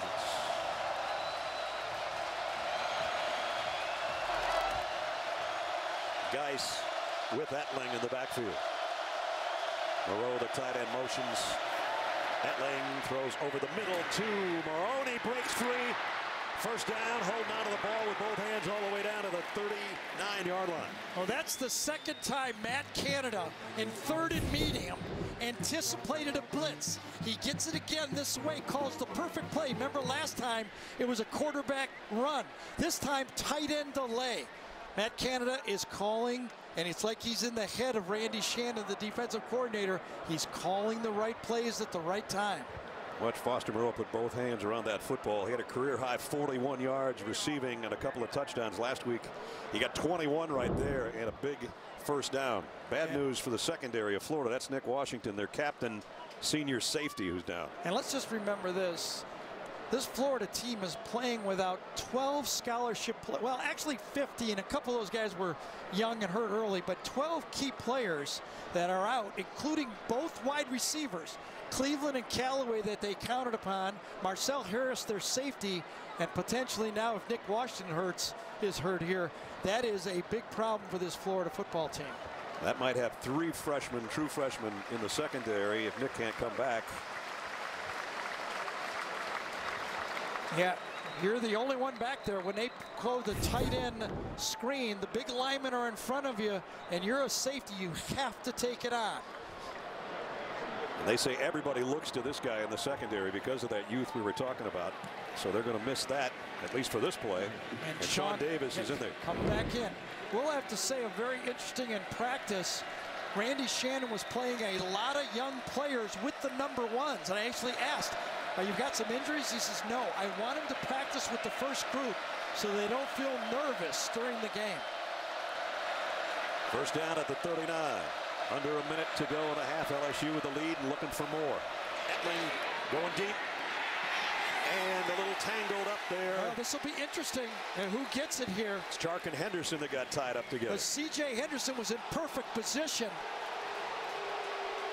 And Chark might have had as much jostling as Henderson. Pass interference. Defense. Whoa. Number 5. That's a 15-yard penalty. Automatic first down. Now, the Florida fans have been watching bump and run coverage here at Florida for 10 years. Well, see how he veered into him? I think that's a good call. His last, the way he angled in, and CJ initiated the contact. He sort of boxed out looking for the rebound. Yes, when he angled in, you're going to get called. I think that's a good call that time. First down LSU with the Florida 24. Geis empties the backfield. And Etling looking to throw to the left side and almost jumped the route. And that would have been a Duke Dawson touchdown if he could have held it. One of the things that Matt Canada said is if our quarterback double hitches, a lot of bad things happen. See how he double hitched right there? That's when he gets worried. Okay, that's a 6, maybe an inch away from a pick 6. He said we get worried when Danny hitches in the pocket. When he throws on timing, he's fine. But he doubled, almost triple hitch there, and that was dangerous. Down to 39 seconds. Gage in motion, and now backs into the slot. They moved again, didn't they? Here's Etling, he's going to keep it. Gets out at the 21. I don't see a flag. It should have been. Shadrick Charles puckers again. the left tackle. 80,000 people saw it, but 8 officials didn't. There it is. There it is. Now remember, LSU gets the ball to start the second half. They can afford to be conservative here. Their field goal kickers are a little iffy. Well, that's the most dangerous part, the field goal. 3rd down and 7. Williams in the backfield with Etling. And this will stop play again, I guess. Timeout, Florida. And they're down to 1 timeout. We'll take a timeout too. 34 seconds till halftime.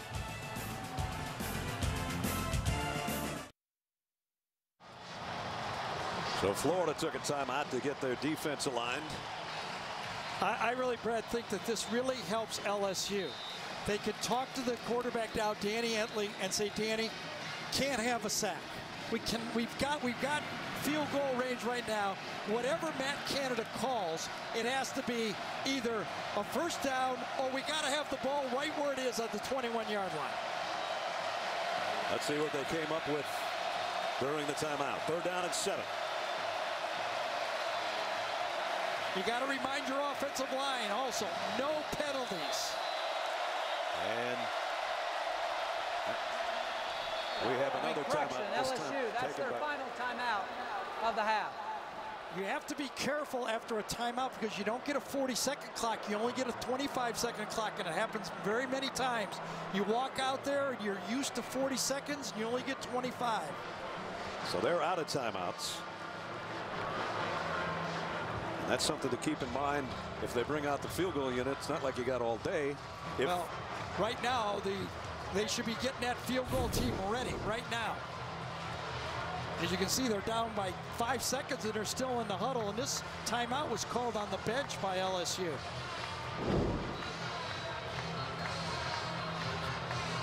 So there's a senior quarterback not being quite aware enough, as Gary said, of what time you had remaining. So we're eventually going to get this 3rd and 7 played at the 21-yard line. And remember, when they call them out and set it for play, watch the referee puts it in play, and it starts 25 seconds. Matt Loeffler signals it, and when you run out there, you're down to 20, which is unusual. And you're huddling again. Yes.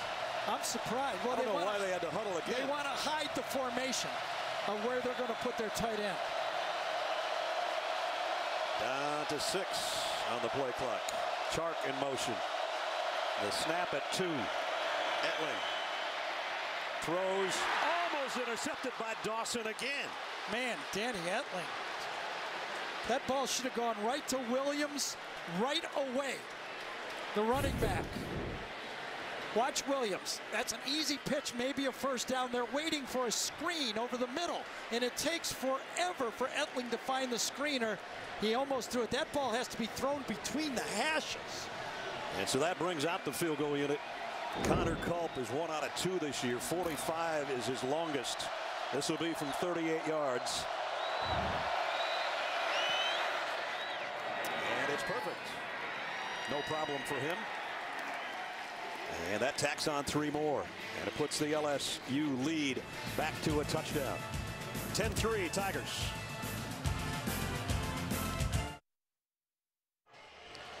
Next Saturday, don't miss a primetime doubleheader on CBS Sports Network, starting with 25th ranked UCF hosting ECU, followed by Big Mountain West matchup. Number 19 San Diego State Aztecs keep rolling. They welcome Boise State, only on the 24-hour home of CBS Sports. Danny Etling's talking upstairs, and somebody's telling Danny, don't throw it to Duke Dawson, throw it to one of our guys. He had 2 nightmare throws right there, didn't he? Man. Well, all's well that ends well. They used all their timeouts, and they got 3 points. And they only left Florida 25 seconds to work with.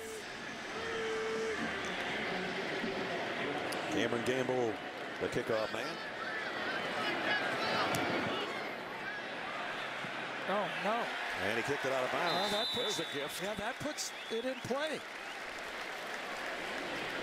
That puts field goal in play for Florida. Kick out of bounds on the kicking team. The ball will be placed at the 35-yard line. First down. I mean, if you do your job, that ball's gonna be at the 20 and 25-yard line if you're the kicker. Now the ball goes to the 35-yard line, and what do they need? About 30 yards for about 28 yards for a 55-yard field goal, and that can be done. And Pineda's got a good leg. Yes. Had a couple of them of long range, including this one that was a YouTube sensation. Yeah. This is 81 yards. Apparently. Just kick it now then, if you can do that. Get it over with. Right, on YouTube he can kick, I'll tell you that. His career log's 54, so they don't have to get too much for him. And we know the arm strength of Felipe Franks if they need to put one up deep. They're going to blitz him right here. And they're going to get to him. Dropped him back at the 31-yard line. That's the one thing they didn't want to do. Yeah, but one of the things that Arden Key has been facing is a lot of chip blocks. And this one, he didn't have one. And he's actually the one that forced Felipe Franks up in the pocket. He goes around the corner, and that forces the sack inside. And now the Florida fans are going to boo because they're not using their last time out, and they let the clock wind down not to make any more mistakes before halftime. So they trail at the break to LSU. Tigers, who were coming off the disaster at home last week, looking pretty darn good here on the road at the Swamp.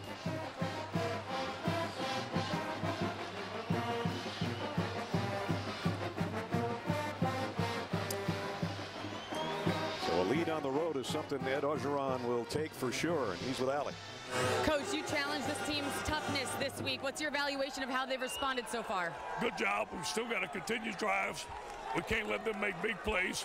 This is a powerful football team, and our guys are ready to play. The injuries are piling up on offense, specifically the offensive line. How do you compensate for those? It don't matter. Next man step up. We're Tigers. Thanks, Coach.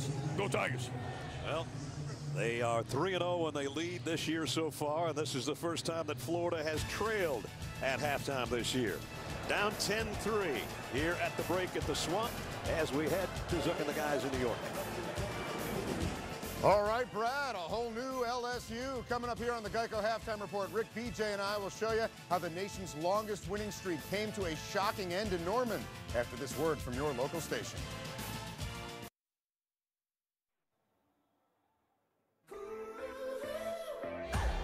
One foot in front of the other. Hitting towards the sidelines. 10-5. Touchdown, Tigers.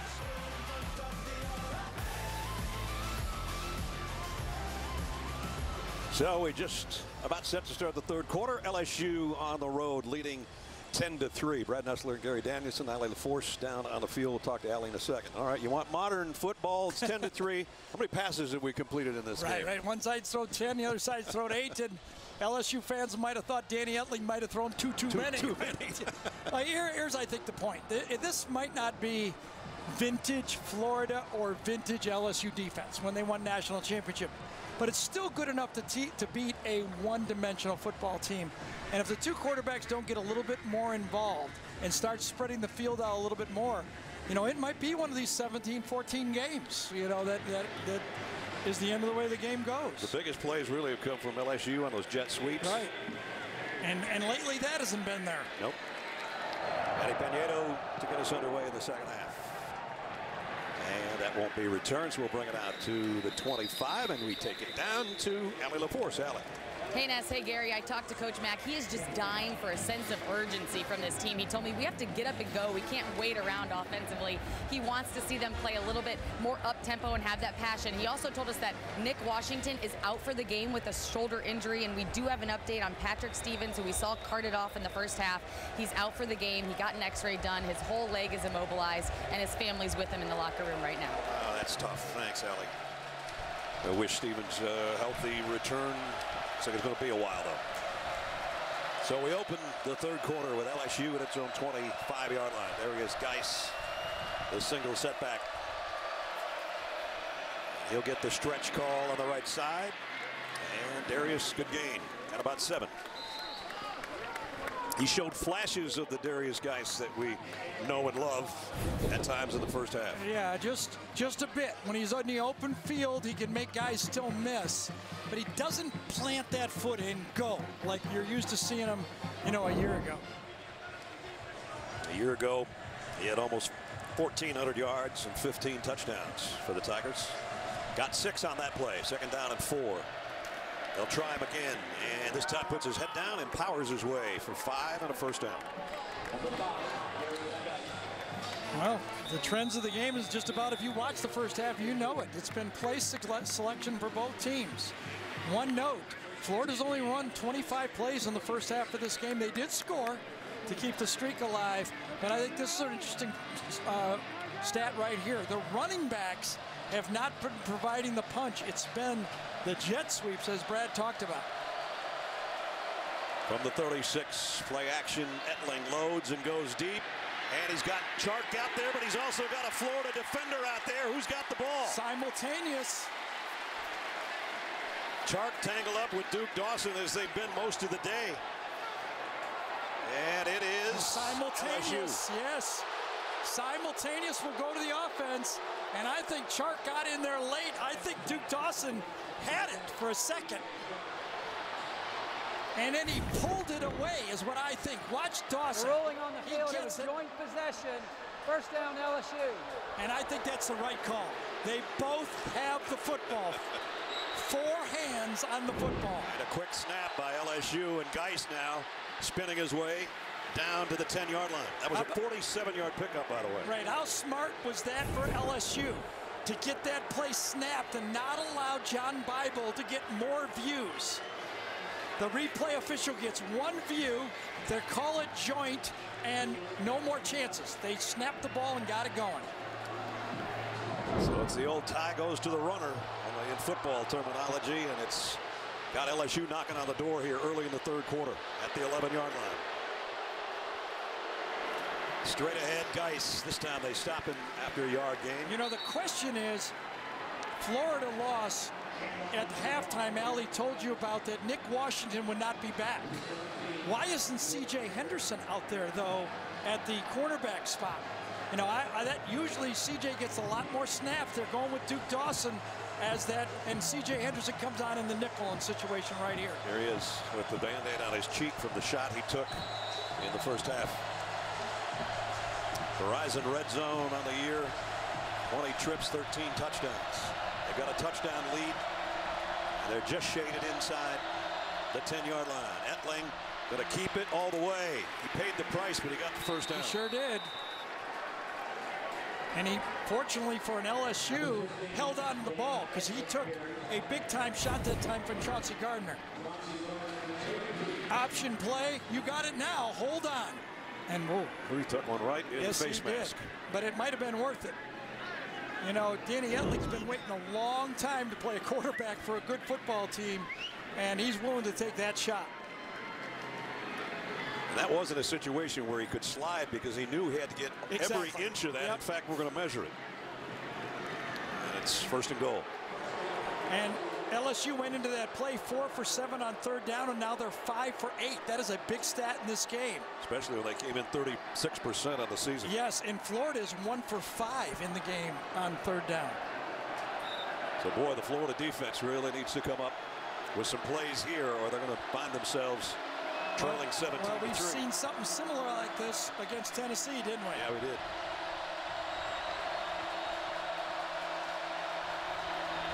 Geis puts his head down, takes David Reese with him to about the 2-yard line, maybe the 3. Well, remember the last year when Florida had the goal line stand. And Geis went the wrong way. Yeah, it was Darius Geis that was in the game. And this was a game that, you know, got Florida into the SEC championship. Remember this? 4th and goal. He had it outside. It's a toss to the left, and Darius Geis gets confused and goes to the right. Let's see which way he goes here. To the left, to the 1. 3rd and goal.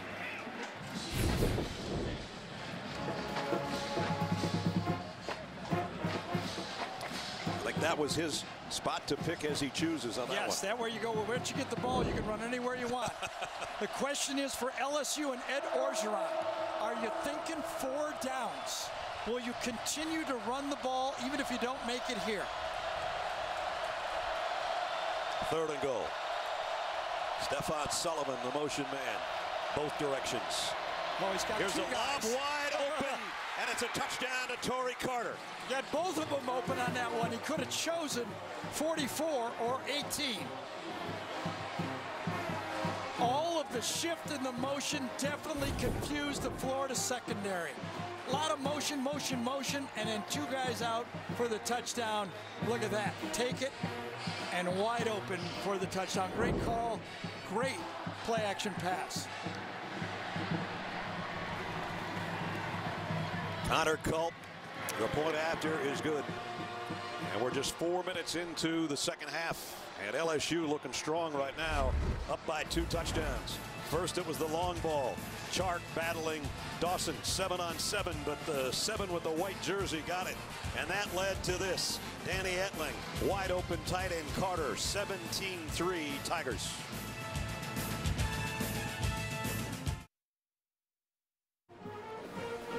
This week, Colbert's all new with Andrew Garfield, Bill Murray, and Conan O'Brien. Plus Monday, catch Jackie Chan and Bob Schieffer. All new Colbert this week. Jackie Chan, new movie coming out. Is he still doing all his own stunts? He's older than we are. Yeah. Yeah. Pretty strong. Yeah, there's a happy H-back tight end with a touchdown catch. It capped off a 75-yard drive in 9 plays. Took a little over 4 minutes to give LSU a 2-touchdown lead. And now we really do have to see the Gators show more intensity, as Ali said, on offense that their coach wanted from them. A straight one kick. It's always good, yes. But no return. And we'll bring it out to the 25. Take a look at the top 10 this week. Alabama's coming up tonight. Clemson a winner at home in Death Valley. Oklahoma the upset. And so Northwestern and Georgia, I guess the question will be who jumps to number 3. One of those 2 teams will. Yeah. And it leads us to our Aflac trivia question. Aflac! And it is, who was the last team to be ranked number 1 in the polls other than Alabama and Clemson during the regular season? Seems like those 2 have been there forever. Give you an answer a little bit later. Oklahoma had their 14-game winning streak snapped today with that loss to Iowa State. Who would have thunked that one, huh? Boy. All those people that watch tape and figure out a way to who can not lose a game were wrong. And especially when they're considered, what, 30-some point favorites, yeah, exactly. Or whatever. You know, as Ali was, or you were referring to Ali's talk up to Jim McElwain about got to get it going, whatever. Felipe Franks hasn't been in this situation. You know, against Michigan when they were down, they brought in Malik Zaire. Yep. Against Kentucky, Luke Del Rio came into the game. This is something new for Felipe Franks. Let's see how he does with it. 2nd down and 7. Play action bootleg. There's a good throw and catch. What a great route. Freddie Swain, we talked about Freddie earlier. He's taking over for Tyree Cleveland, who's out with an injury today. What you got to do is cross the defender's face. He gets stuck inside, but watch him get out in front of him. He's blocked, and then get in front of him. That time, John Battle could not make the coverage, and a good job, good pitch and catch. Freddie had the winning touchdown catch a couple of weeks ago against Kentucky. Got a 1st down there at the 40. He didn't have to run quite as good a route in that game. No, he didn't. A little bit wide open. Here's a quick slant going the other way, and that's Josh Hammond. And of course, the Gators have been looking for a quarterback, I wanted to say since Tim Tebow, but actually since Will Greer. And then they went through sort of a litany of guys. Treon Harris, Luke Del Rio got hurt last week. Appleby, Franks, Malik Zaire, as Gary talked about it. And then you look at it, Florida fans don't like looking at that. Will Greer's doing okay right now for West Virginia. Well, this guy's doing okay on this drive so far. Now they go back to the ground to P. Ryan, and P. Ryan broke a tackle into the secondary, and LaMichael's still on his feet, run out of bounds. Big 1st down for Florida at the 31-yard line. Deion White took a bad angle on this one and really hurt the defense. He got blocked and logged in. Watch Deion White right here. He has to turn that ball in, and he ends up getting hooked. After the play, personal foul, late hit out of bounds, number 49. 15-yard penalty, 1st down. Arden Key got the last hit just at the end. 48 had him standing. Key a little bit too much of a shove, too wide, and there goes 15 more. And Florida in the red zone. Remember when I said Christian Locature's play was a good play? Yeah. That's exactly what could have happened to Locature. You got to be really careful on the sidelines. The officials are looking right at it, and they're going to throw it every time. So 23 and 15. 23 on the run, 15 on the penalty. First down, Gators trying to answer back to the LSU touchdown here in the third quarter. Franks scrambles to his right. He's going to run it. Got a blocker in front and cuts inside, and he's got it first and goal. And that time Goolsby got a block downfield. Tell you, he's got a lot of natural talent, does Felipe Franks. Big arm, great height, not bad wheels, and good smarts not to take the hit. Goolsby gets a good block to keep him from getting hit, but smartly he dives out of bounds. So it's first and goal for the Gators just inside the LSU 4. Pirine behind Franks. Everybody shifts to the right side.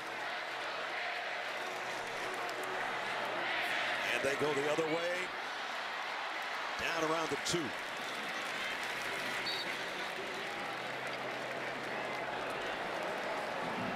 Last time Florida scored a touchdown down on this end was the last play of the Tennessee game.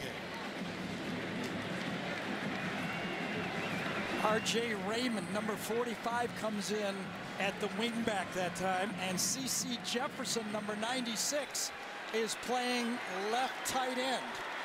So they've got some beef in there. Second and goal.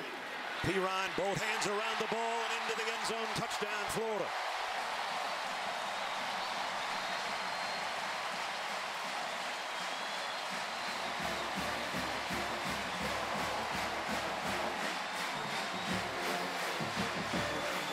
Run right at Jawan Taylor, number 65. A big tackle right here. He just, well, actually they get a triple team on the play, and then Pirine runs right through the tackle and gets into the end zone. Good looking scoring drive, so the Gators do answer the LSU touchdown.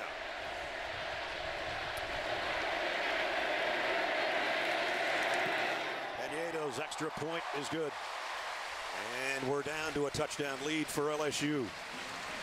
Well, it was the 23-yard run by Pirine and the 15-yard penalty at the end of it.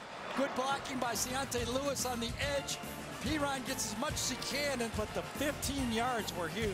He had 3 scoring runs a week ago. He just tacked on a big one right there to make it 17-10.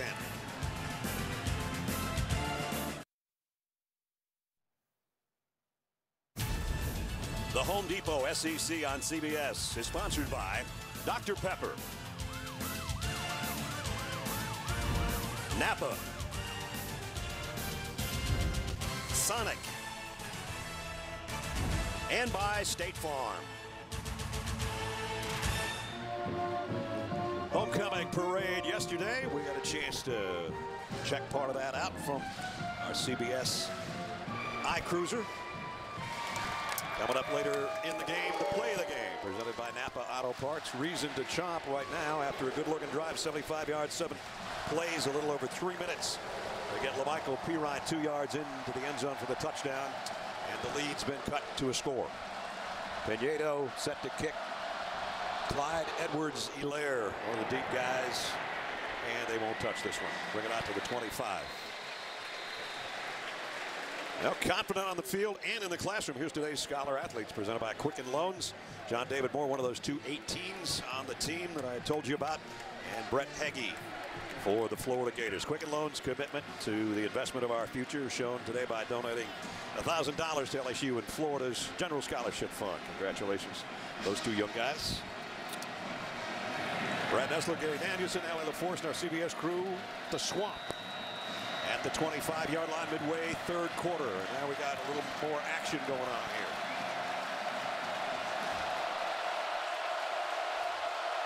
Darrell Williams behind Danny Etling. Gage, the motion man, both directions. 3 times, and they give it to him the 3rd time. A stiff arm, spins his way out around the 29-yard line. I would really be curious on how you call that motion in the huddle. Zing-zang, back and forth on 3. Zing-zang, zingy. Yes. On the third one, it's a zingy. Zing, a zang. And here comes the zingy. And a zingy handoff. There it is. It takes like an extra hour of practice to get that thing down. And it took about 10 seconds to run it, too. And he got 5 yards, though. You can only run that play at first down after a timeout. Right. You don't have enough time to call it. Second down and 5. This time they fake it to him, and Etling keeps it. And he only got a couple. Boy, you can really feel how important of a football game this is for LSU. They are willing to run their quarterback, even though they know they've got a true freshman, Miles Brennan, behind him, who Ed Orgeron told us last night is not ready to play on this type of a game. Third down. There he is, Brennan, the freshman. You can tell he's young just by looking at him. Yes, he wears the flat brim, too, right? Yeah. That's how you know. We don't usually do that. You and I am talking about. All right, here we go. Well, they've been great on third down. How good are they going to be on 3rd and 4? Trips to the right side. They bring D. Anderson back down to the bottom. Etling flushed from the pocket. Running out of real estate. Well, great effort. He went for it, lost his helmet in the process. You know, none of the receivers for LSU gave him an open target. They just kept standing there. Well, he sold out as much as he could. I don't know if he got the first down, but I think his knee is going to be down short of this. Was his knee down? Not yet. Yes, it is. Now you got to challenge the spot. Do you look at the spot? When was his knee down? Wow. That's pretty close, isn't it? And if he got the first down, we're going to see the freshman quarterback because his helmet came off. They gave him the first down. Now remember, we know this is going to be challenged. Right. John Bible's going to take a look at this. It again Rolling was on a the field with the touchback. first down. The previous play is under further review. We really don't need a yellow line here because we know the ball was spotted on the 25. So the replay official knows it's the line, not the yellow line. His knee's down. I think the ball is short of it when his knee is down. Talk about a quarterback making every effort to get there. Took a shot there, and then a second one. And Stop it when his knee's down right there. Okay, that ball is short of the 35-yard line. I think they're going to bring it back. And they tried to get Brennan in there to snap it in a hurry. Of course, it'd be 4th down, and you can't risk going for it here. No. So we'll wait on the official call. Unless you're owner coach, unless you're like Paul Brown back in the day, when you own the team, do anything you want. After review, the ball was short of the line of game.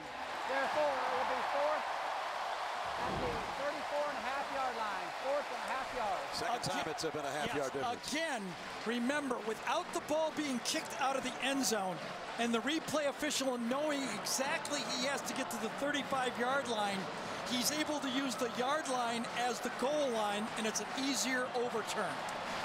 So instead of a first down, it's a punt upcoming, and that means Brandon Powell drops back for Florida at his own 25. Zach Von Rosenberg to punt.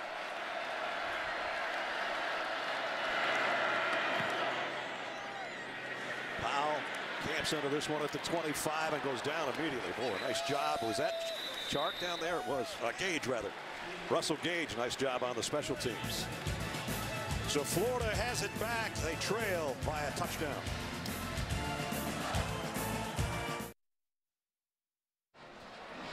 Well, Florida's got it back. Let's see if they can do what they did last drive. And you know what? It was not fancy. Fundamental football. Out pass to Freddie Swain. Quick slant to Josh Hanman. Counter play to your tailback. Do a good job with fundamental blocking. Make a positive play. Get a little value of the 15-yard penalty. And then stuff it into the end zone.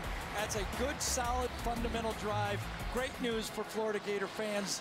If you like the way to... They've been waiting for good offense. That's good offense. You don't need to trick them. Run good routes. Make good throws. 5:44 remaining third quarter. Trailing by a touchdown. They'll set up with Malik Davis behind Felipe. And he's going to get the carry. And he's going to get positive yardage. He's got a first down. Let's check in with Allie.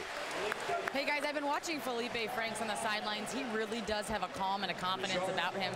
You know, Coach Nussmeier, the offensive coordinator, told us he's a quiet guy, and one of the things they've been working on is communication. But Freddie Swain told us this week in meetings that Felipe brings the energy, and he's a great community only if he gets his confidence and gets the flow of the game going. After that touchdown, you could really see that confidence.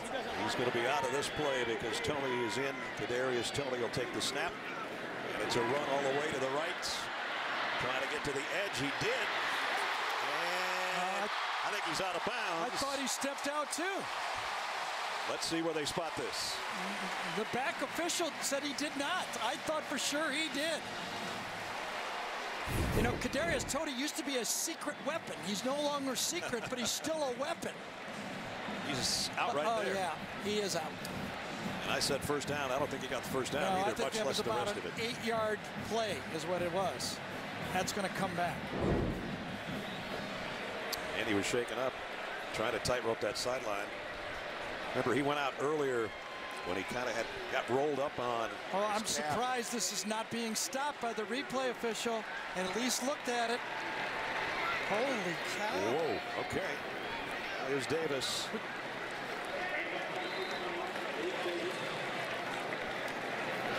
Now remember, every play is being reviewed. So the replay official felt like he was not out of bounds.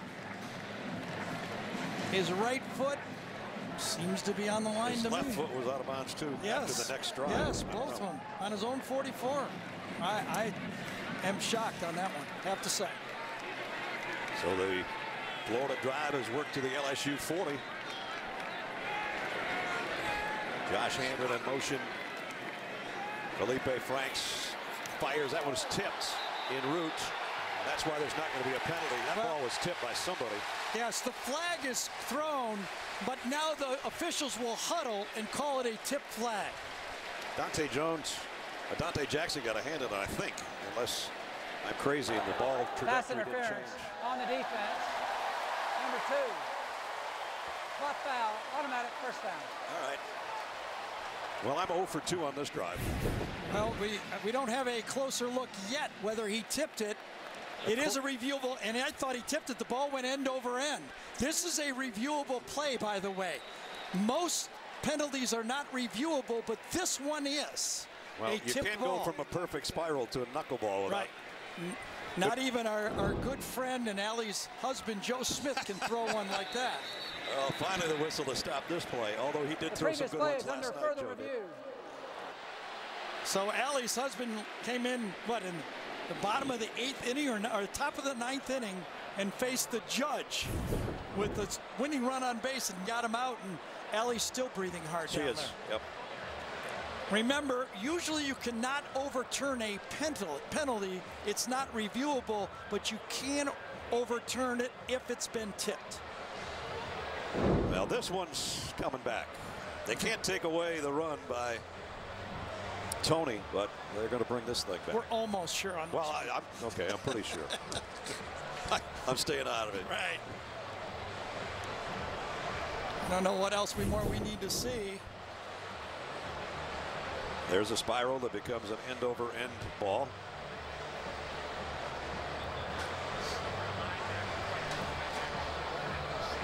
He almost caught it, to be honest with you. They're just now figuring out where the ball was and where to bring it back. And this should not take this long. I met with Steve Shaw in the offseason, and one of his things he wanted to most emphasize was when we know what's going to happen, get it going, get it back there, know where the ball was the play before, and get moving. That would be one of those procedural communications that we talked about earlier. Here's Allie. Guys, Kadarius Toney was in a lot of pain when he came off the sidelines. He was trying to sort of shush away the athletic trainers. They were trying to help him, and he said, no, I can tough this out. But he was almost shaking.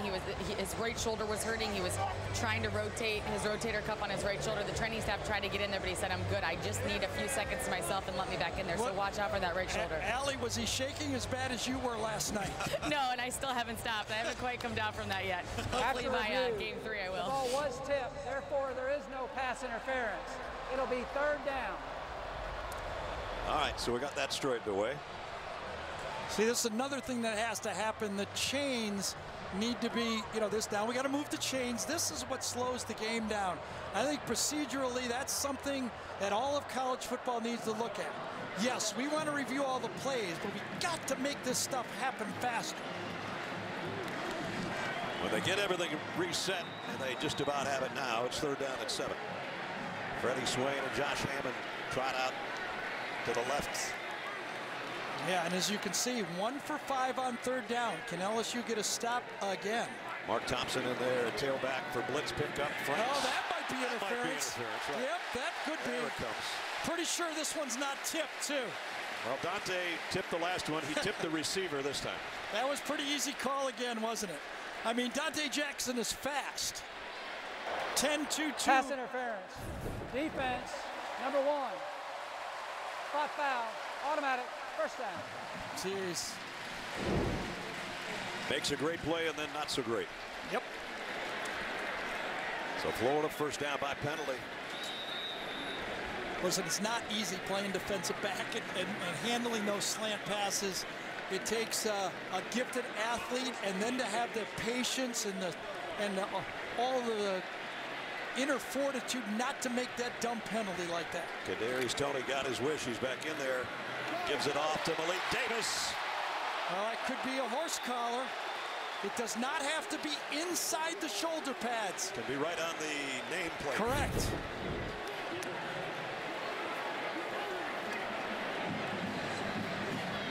He got the right shoulder pad, the left shoulder pad. Yeah, he was outside the frame of the body. You're going to get away with that. That's a good tackle. That's a good no call. 8-yard pickup, though. 2nd down and 2. Boy, has the Wildcat worked well for Florida here today, keeping this LSU team off balance. Now it's back to straight ahead with Davis. Malik Davis got the corner. Davis inside the 10, still going down to the 5. It's 1st and goal, Florida.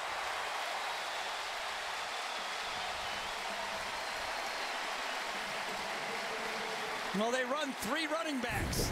They keep them all fresh. Davis, Pirine, and Thompson.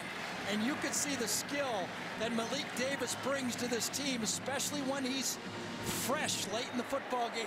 He had 21 rush attempts against Kentucky. He had 17 more last week for a $124. He got a 21-yard run there to the 5. 1st and goal. They'll try him again, right in the middle of the pile. And powering his way down inside the 2, I think. Grant Delpit, safety, made the stop. And he's a wisp of a player. I mean, when you say powering against this LSU front, very impressive for a first-year freshman football player. He's not even 200 pounds, but he runs pretty strong. Got a man down, Rashard Lawrence. Ooh, and they cannot afford to hurt him. He's been both ankles this year, and it looks like his right ankle is again. Didn't play last week. They finally got him back, and now that's what he's holding, it appears, right now.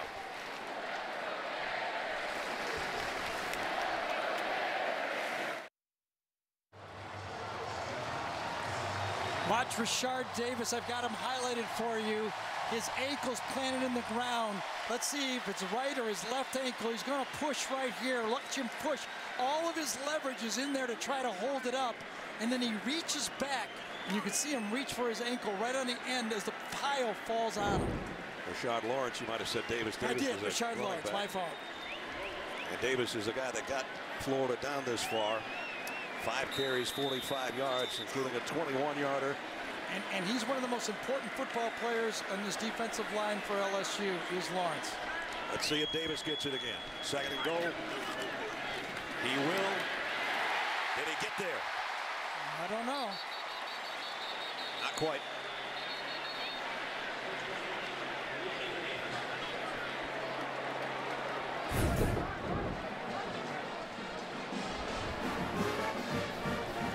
His head almost got there, but the football didn't get there. I don't think he quite got there. I think he's just short. Eric Monroe, number 30's in the hole. Massive humanity there. And It's at the 1 yard line. I actually think Devon White, number 40, is the guy that made the play. He was being blocked and just kind of threw his back into it. This will be a quarterback. Yeah, they're going to give it off easy. Walk in for Pirine, his second of the day. That play was well coached. A quick snap, no delay, caught him flat-footed.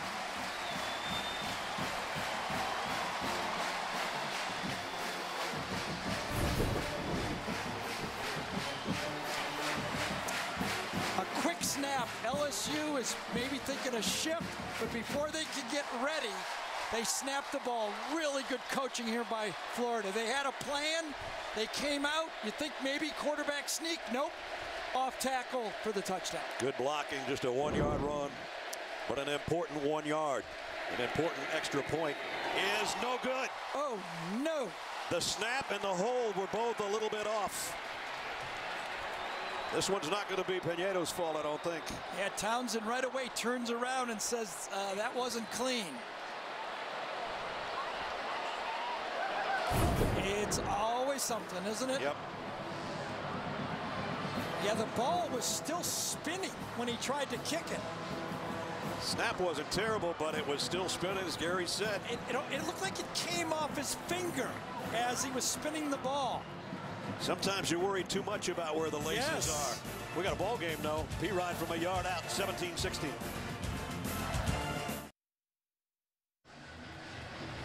Well, some of the basics don't go your way sometimes. Extra point missed after that touchdown. And we'll show you why in a second. After the kick. We talked about the snap, but the more I looked at the snap, I think it's acceptable. You know, if you can catch it and stayed in the air, I think Johnny Townsend, when he spun the ball, it came off his finger and fell forward. Watch this. Decent snap. That's good enough. Not perfect, but good enough. But watch when it's spun, it falls forward before it can be kicked. Thus the difference in our game so far, 17-16. A little bit earlier, we asked you our Aflac trivia question. Been a long time since somebody other than Bama and Clemson were ranked #1 during the regular season. It was Ohio State 2 years ago. Ohio State looked good today. Oklahoma not so much. Here's the sweep again, and this is Chark, and he's got open field. Oh, he got taken out of the open field by Chauncey Gardner. One of the things that Randy Shannon talked to us of a worry about Chauncey Gardner is he felt he was missing tackles late in games because he was tired. He said he's a good tackler, but when he gets fatigued, he misses tackles. Well, with the injury now in the secondary to Nick Washington, he can't afford to rest him anymore. Let's see if he can keep doing that in the second half. Chark did get 10 yards, though, on a first down at the 35, and he's the motion man. Play action. Etling throws it out to the tight end, Moreau. And we get an update. Adam Zucker in New York. All right, Ness, you mentioned Oklahoma's loss to Iowa State. That left TCU, the only undefeated team in the Big 12, tied at 17 with West Virginia when Kenny Hill Jr., the quarterback, on the receiving end from Cavante Turpin, a 24-17 lead. Former Gator Will Greer, 2 touchdown passes for the Mountaineers. Back to you. Tying it all together, Zuck, that boy. Good game. Good game here, too. LSU by 1 with the ball, 2nd and 5. Dice broke 1 tackle. Goes for about 3. Gary Clark made the stop. LSU, this is their 3rd possession of this half. They got a touchdown in the first 4 minutes of the half, then a 3 and out. And now here they are with a 3rd and 3. And 3rd and 3 or less, they've been perfect today. Well, remember last time it was Danny Etling running the ball. They also used him on a quarterback run from shotgun. They're going to let the quarter end.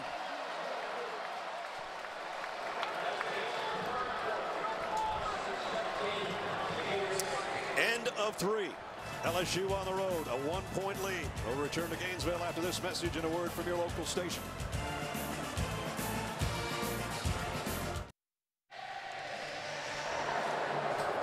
In between the 3rd and 4th quarter, A tribute to Gainesville native Tom Petty, who passed away earlier this week at the age of 66.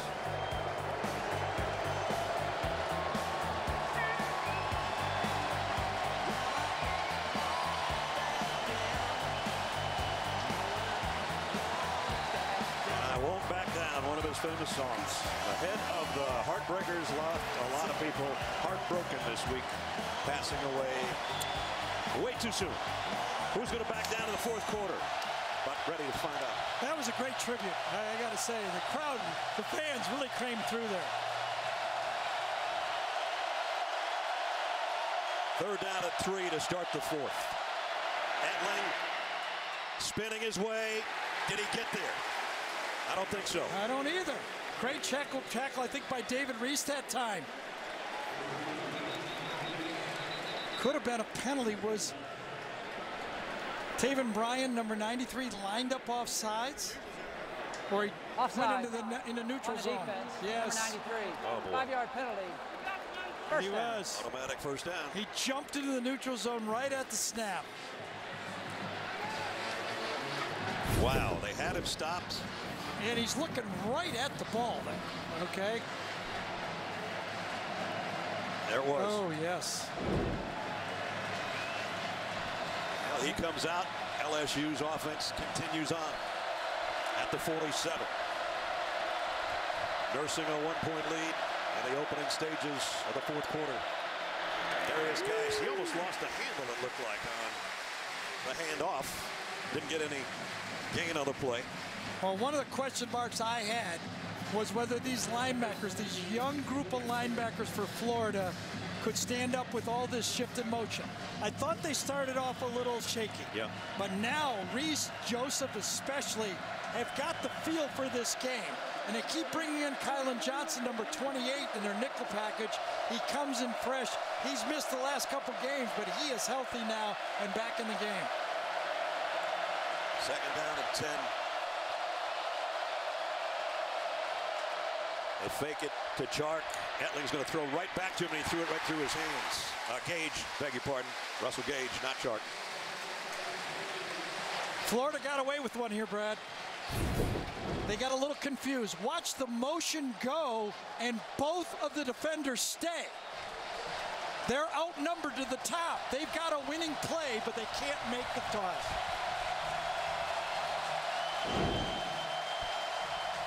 KJ Malone, by the way, is back in at left tackle. That keeps one of the true freshmen off the field. Third down and 10. Etling's got to make a throw here to keep it alive. Or will he do it with his legs? Too far. Yeah, too far. Too much in a hurry. Didn't read that one out enough. It's one of the things that the Florida staff thought they could do was flush Etling out on third down. That's a pretty good pocket. He was not patient enough and wait for an open receiver. David Reese can close from that middle linebacker spot. He can move. And as Randy said to us, yeah, he's not Jared Davis, but who he's is? A true sophomore. Right. That guy's playing for the Lions right now, the Detroit Lions. Josh Groudon to punt. End over end punt that Powell handles at the 15. So Florida did their job. They give it back to their offense. They're deep in their own territory at the 15, but they're only down a point, and we got a long ways to go.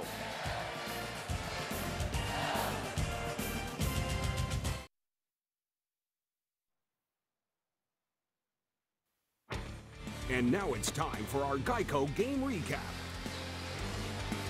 Well, it started off with a parade yesterday. Then we started playing football earlier this afternoon, about 3:30. And it was LSU with those jet sweeps that were so effective and have been throughout the game. Russell Gage taking that one from 30 yards out. And then Etling, who sold out so many times today on the run, just trying to get first downs. Got a big one there. And then the lob to the wide open freshman tight end Carter for the score. In Florida, well, they had Felipe Franks having a few problems, but then second half much better. LaMichael Pirine twice from short range into the end zone for the Gators. They missed the extra point after that last one, though, and that's where we sit. 17-16 LSU, and Florida's got it back. And Rashard Lawrence, or I like to call him Rashard Davis every once in a while, is back in the football game. Great news for the Tiger fans. This is getting to be one of those games that we've come to recognize the Florida LSU battles, where it's man-to-man combat now. For 13 more minutes, barring overtime. P. Ryan, the tailback, in the pistol behind Felipe Franks. He'll get the carry. Got around a couple of guys. Man, Lawrence got held so bad on that play. I'm shocked he did not get a penalty. Martez Ivy tackled him. It's got to be called. Watch this. He almost tackled him and tore his helmet off. Inside. Holding. Then he on the offense starts to lose him and tackles him. Half and the distance. They did make the call, as you can hear. The flag came out real late, but it was a pretty obvious call to me. Martez Ivy, the guilty party. And a couple of veterans right there. Yes, he's got a big smile. They've been battling each other. You know, Brad, I've done a lot of football games. So have you, by the way. But one of my most memorable games is that 2007 game, Florida against LSU. That was a man-to-man battle against men in that line of scrimmage. And that's the way this game is going to be won. At the line of scrimmage, who is going to make the plays up front? First and 18 now behind the sticks after the holding call. Tony and the keeper. And Tony, ooh, man, did he get collared. Looking for a flag. Devin White just about took his head off. Sure did. Devin White gets fooled on the play, but pivots and comes back and ends up making the tackle. Watch him come from the left side of the screen. Incidental to the face mask. I think that's a good no call.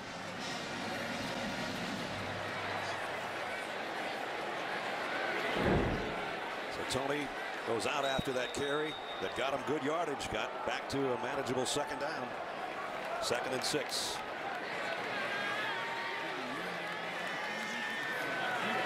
Arden Key's been quiet again. Can he make another play? And they're inching their way around here. They had to get 12 of those yards back. Now they've got it 3rd down and short. Lockature made the tackle. Now Florida was down in this game 17-3. They scored 2 touchdowns. In those 2 drives, they threw 3 passes that were completed. And then, of course, that penalty on that one. Seems to me like they have to keep it open to move the ball successfully against this LSU defense.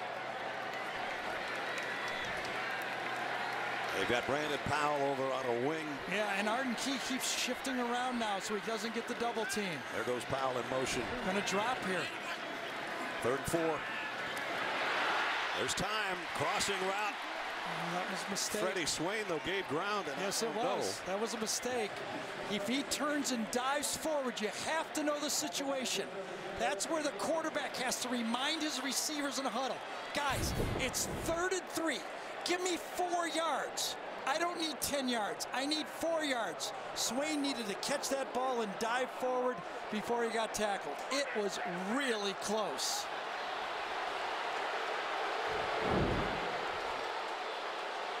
Too close and not enough. I mean, he could have caught that ball. If he was aware, he could have caught that ball down forward and made that 1st down and keep the ball for the Gators. He knows it now as he heads to the sideline and the punting unit comes on.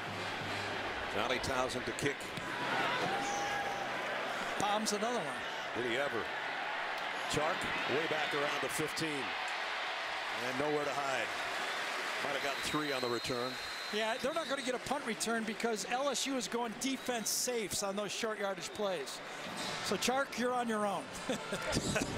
Thanks a lot for the 5 guys on top of me. Florida still down by 1 and LSU with the ball.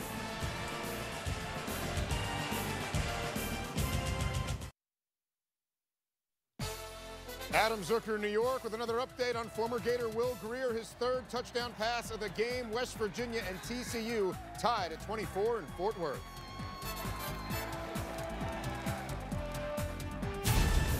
The Home Depot SEC on CBS is sponsored by The Home Depot,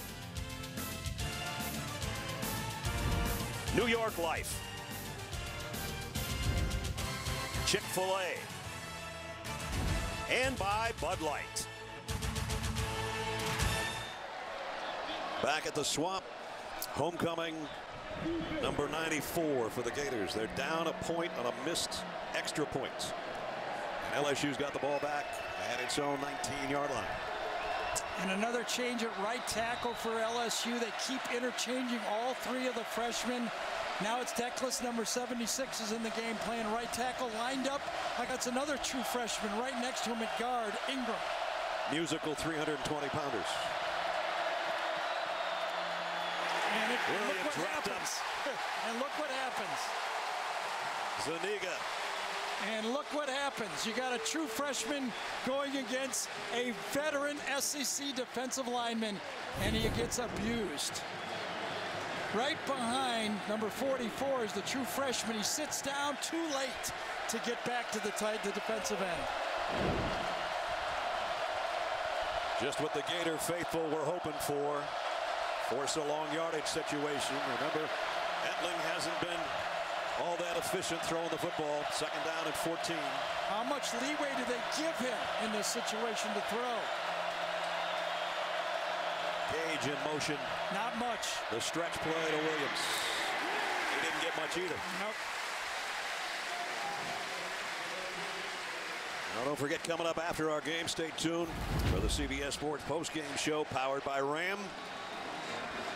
Narrated by Adam, Rick, and BJ. And we got a man down. I think it's Jeremiah Moon, the linebacker. It is. Well, a position that Florida cannot afford to lose is linebacker. They're shockingly short at linebacker anyway.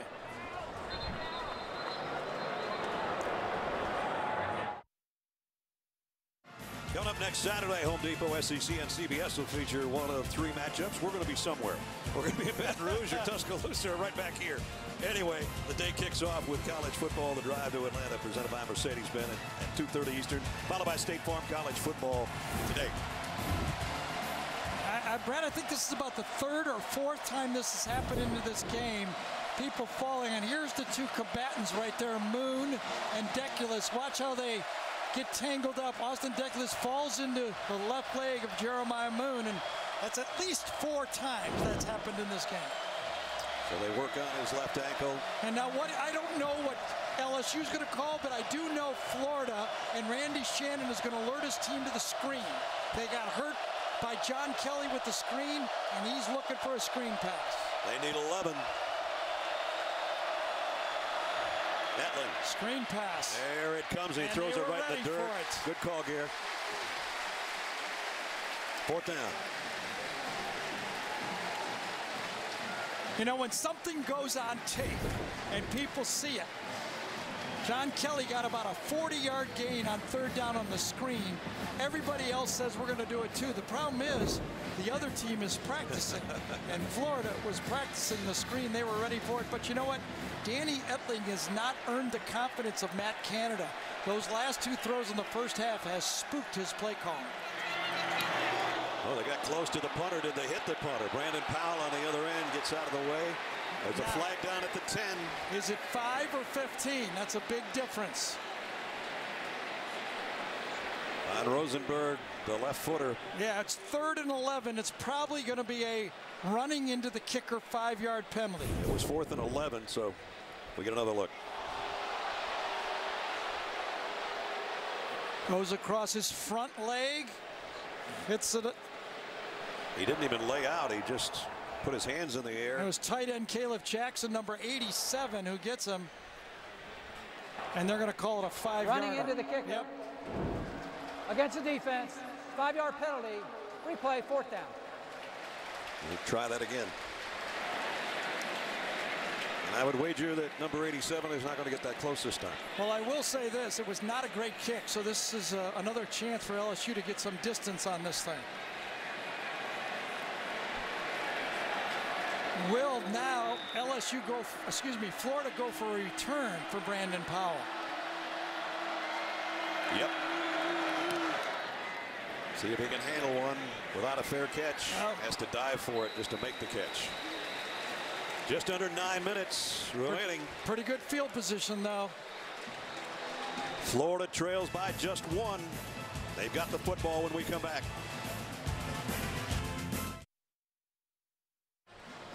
Tomorrow on CBS, when it comes to crime solving, a million minds are better than one. Jeremy Piven and Richard T. Jones star on the new drama Wisdom of the Crowd. It's tomorrow after 60 Minutes, only CBS. Just under 9 minutes remaining. Florida down by 1, and in close games, decided by 8 or fewer in the last couple of years. They're right there with Oklahoma State. Right now, Jim McElwain in the swamp is 13-1. Yeah, you know, he's even better than that. Games decided by 6 points or less. He's 6-0 in the SEC. So it always hasn't been pretty, but he's not losing. We saw one of the less pretty ones a few weeks ago here. It was a pretty ending, though, thanks to this guy, number 13. Franks going to throw this one away. Hey, kind of had to. Josh Hammond fell down on the play. I think he was going to be the pride. I think it was Hammond. It might have been Kadarius Toney, but it was Hammond, I think, that was running the route that was going to come out for him. Might have been the same play that he threw the 15-yard route to him early in the first half. This time, he fell down. Pirine in the tailback spot with him, who's got a couple of touchdowns in this half.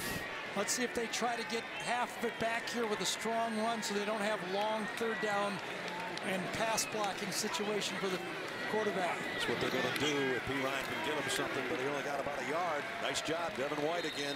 Well, I'll tell you, Devin White and David Reese, the two basic middle linebackers on this game, have been amazing. They are playing at warp speed, and just the way he covers territory, plants that foot, and makes the tackle. He is all over the field. Devin White came in as a #1 tackler in the SEC, and we can see why. Yeah, and he criticized his teammates, too, and said they need to get in the books and learn their assignments. We're making too many mental mistakes. Third down and 8, empty backfield. Well, just for a second. And now Pirine will join Franks. They fake it to him. He's getting heat, and he's going down. Thompson, Lockature, a bunch of guys there. What a great story. Corey Thompson, who went out early in the game with that stinger. He's in his 6th year playing for LSU. He's had 5 surgeries, and he's fought his way back, and now he's one of the best pass rushers LSU has. He's the one that came around the corner to make that thing be brought down by Franks. What a play by Corey Thompson. Missed all of 14 and all of last year with injuries, so he's a 6th-year senior. 6th-year senior, imagine that. There's a kick. That's how long all my kids went to school, I think. Well, much as I had to pay for them. When he started at LSU, half these guys were in 8th grade, you know. That's right. It felt like I had to pay that much, tell you the truth. You still are, aren't you? That's true. They're still on scholarship down there in Florida. 7:22 remaining. Check in with Allie. Guys, Danny Etling was fired up on this sideline. He went up to every member of the offense, high-fived him, said, let's go. Then he sat in on the offensive line meeting, gave them encouragement, and said, looked every single one of them in the eye and said, you guys get ready to go down this field and score. Only 9 of 15, but that all-important wide-open tight end for the touchdown has been the difference. Well, if I'm Ed Orgeron, I don't think 17-16 is going to hold up. They need points. Etling's going to run it again out to the 30. Such pretty successful runs that we chronicled a little bit earlier. John David Moore goes off, shake it up. The clock works its way under the 7-minute mark. How about that move by Randy Shannon, playing his young players in practice so they'd be ready? It pays off because late in the game, he has to play Sean Davis, and he was getting plenty of snaps in practice. Darius Geis, a single setback on 2nd and 3. Gets the call and gets the first down and then keeps on going. Strong run by Darius Geis. I'm telling you, both these teams right now know it's a war. They know that one good drive could win this football game. That's a man run right there. You bet it. That's a man football game going on right here in the trenches. I love LSU Florida football. I have to say, it's been one of the great rivalries I've had in the SEC year after year after year. And it's produced some great bruises the following morning. Sean Davis, Gary was just talking about him, the freshman safety, is the guy that's down. We'll take a quick break, be right back.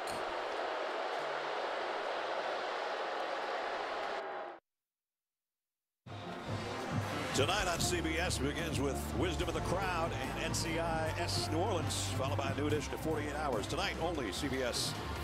And we got 6:23 remaining. From the Swamp on homecoming, Florida trails LSU by 1. And this has become a game of who can hit harder.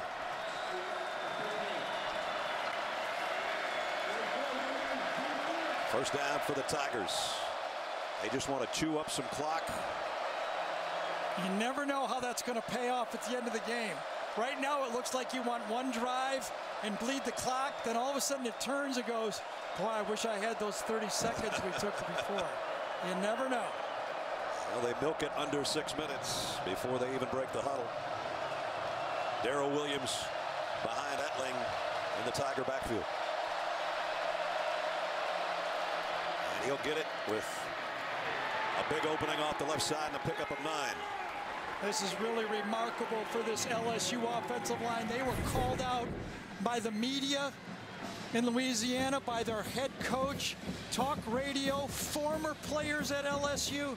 They only have 11 scholarship offensive linemen on this team because of transfers, turning pro early, bad recruiting decisions. Usually a team will have 15 or 16 scholarship offensive linemen. That's why in this game they've been using 3 true freshman offensive linemen. They're growing up little by little. There'll be 5 minutes to go when we run this play. And it's Williams again, and he's got the first down. With Chauncey Gardner sticking his nose right in there from the safety position. Those safeties for Florida do not believe that LSU is going to run a play action pass. Now they're sniffing up there. They're almost playing extra linebackers. They line up deep, but there's Chauncey right in the hole, followed by Brad Stewart, number 2, another young true freshman in the game.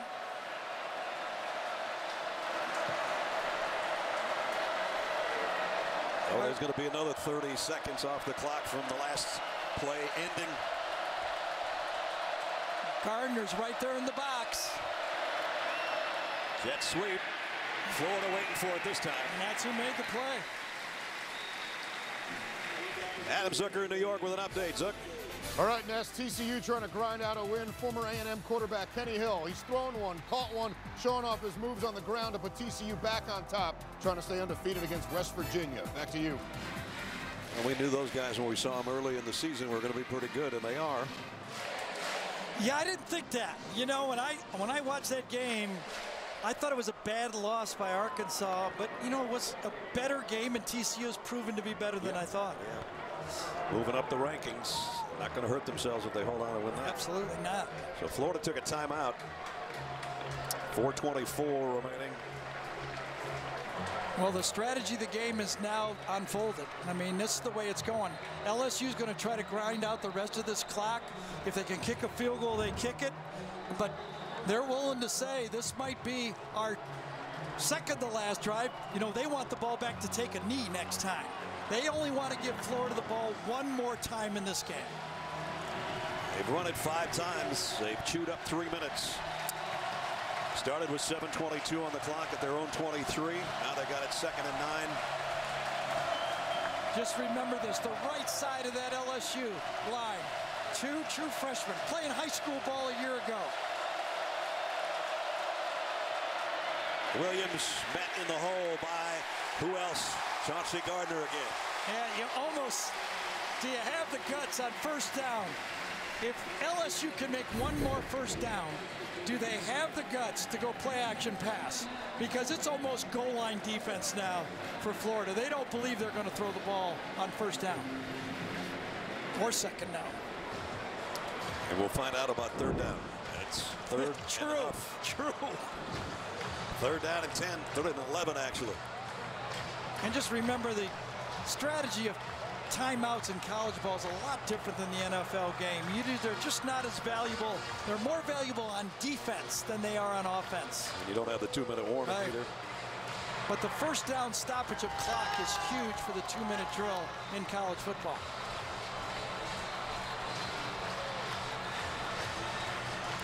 Remember the 1-point difference. This was it. Pinedo with the missed extra point, but again, it was a spinning hold. Yeah. I think they put the picture of the wrong guy up, to tell you the truth. Well, he'd been perfect last year and this year on extra points until that one.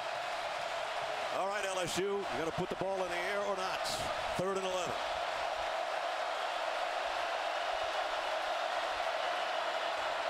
Etley. Deep left sideline. Almost intercepted. Wow. That was close. You know, that wouldn't have been the worst thing. Would have been sort of like a punt. Exactly. I mean, if it would have been intercepted, it would have been inside the 20-yard line.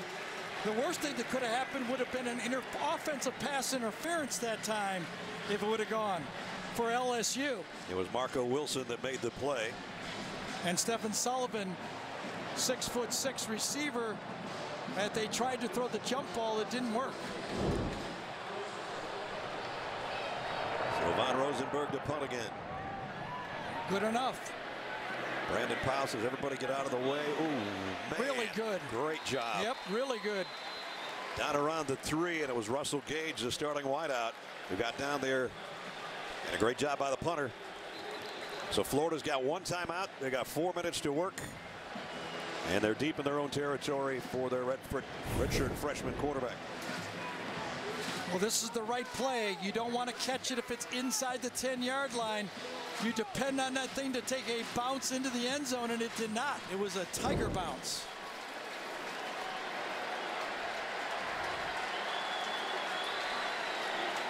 Florida at its own 4.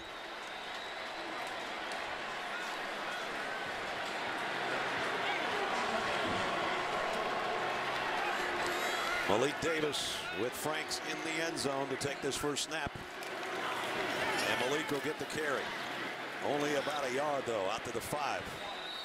If you're Florida, you have to go hurry up. You can't make this your only drive of the game. You have to go thinking that we got to go up-tempo right from the start. Can they get their kicker in field goal range? Franks, 3.5 to go. Franks has only thrown 5 passes in the second half. He's 3 for 5. In his own end zone, going to throw a screen out. Davis broke 1 tackle, spins his way past another. First down, Florida. Set up perfectly. An opportunity to make the play, but Devin White does not make the tackle. He gets around the block, but he cannot handle Davis in the backfield. Malik Davis is going to be special someday. He's already pretty good. Here goes the Wildcat. That means Kadarius Toney will take the snap on first down. Remember, he can throw. He's a high school quarterback. He's going to keep this one, cut back in the middle. I don't know how he made 5 yards out of that, but he did. Maybe more. But the clock's under 3. Florida with 1 timeout. Well, the game is set now for Florida. It's 4-down territory right now. They cannot punt that ball away. Every call that they make, they have to be with the understanding they got 4 downs to make a first down. If you haven't seen Florida play and you wonder what kind of arm Felipe Franks has, we saw it earlier this year, a 66-yarder in the air to win at the final buzzer against Tennessee. And whistle stop play here.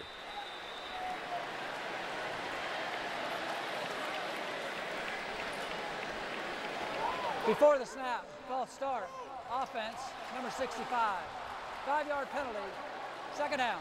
Jawan Taylor, the right tackle, with the false start.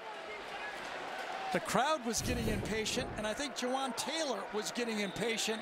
Look who he had to block, number 49. He thought he was, but then Arden Key drops on the play. Lost his focus just for a moment. Franks over the middle, completes it. Well short of the first down to Freddie Swain. And we're down to 2 minutes, and they're hustling up to the line. Remember, 1 timeout's all they've got left. Got 2 tries, remember, to make this first down if you're Florida. Davis in the backfield, 3rd and 3, but it's Franks to throw.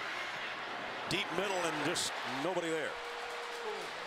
Yeah, Dante Jackson that time. Number 1 is the guy who put the pressure on Franks. He comes off the edge. Franks can feel it all the way. He runs right through the block and actually pushes Malik Davis into the quarterback. I wonder if they'll put in Thompson into the game to help with the protection. Thompson goes in right now. Now here's your ball game. If you're a Florida fan, they need 3.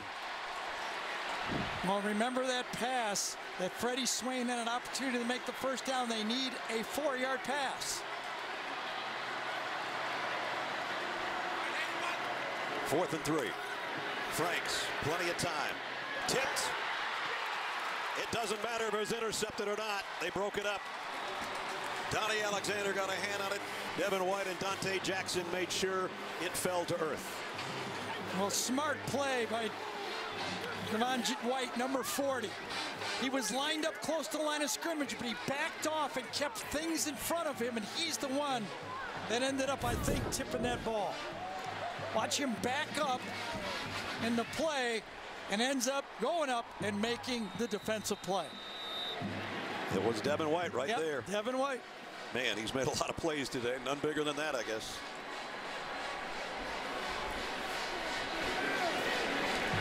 And it's not going to be a great homecoming for some of the parties around Gainesville tonight because the Gators are going to drop one at home.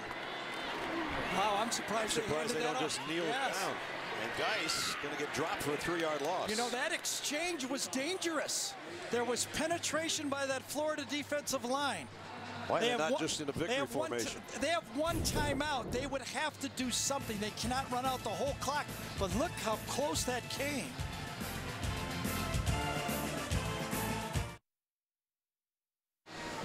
So Florida stops it for the final time. And we've kind of counted during the break. If LSU takes 2 knees here because Florida cannot stop it, it'll be 4th down with under 10 seconds to go. They should not hand the ball off again. They do anyway. And Geis dances in the hole, spins his way down to the 20, just trying to find the You could make an argument if you're Florida to let them score. It would be an 8-point game. At least you have a chance to tie the game. I mean, if I'm Florida, I go score. Please run it one more time. It's our only chance. Etling looking to the sideline, using as much clock as possible. It's going to be well under a minute.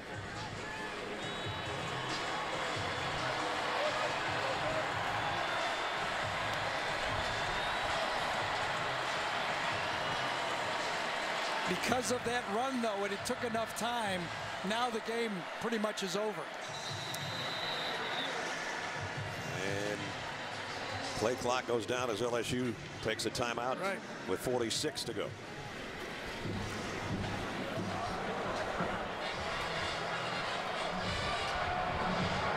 Well, for LSU, if they hang on to this now for 46 seconds, what a way to come back from a loss at home to get a big win on the road. It feels almost like last year. Everybody just assumed the way Florida was struggling a year ago going into LSU that they would have a tough time to winning that. They pull it out.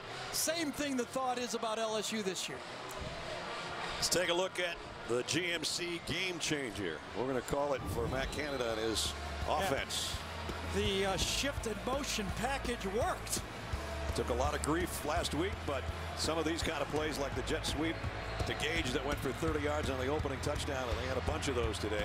Yeah, they are limited in a lot of their pass offense. They've got too many young players in the offensive line. They can't drop back in long yardage situations and comfortably throw the ball. They have to do a lot of this stuff to move the ball.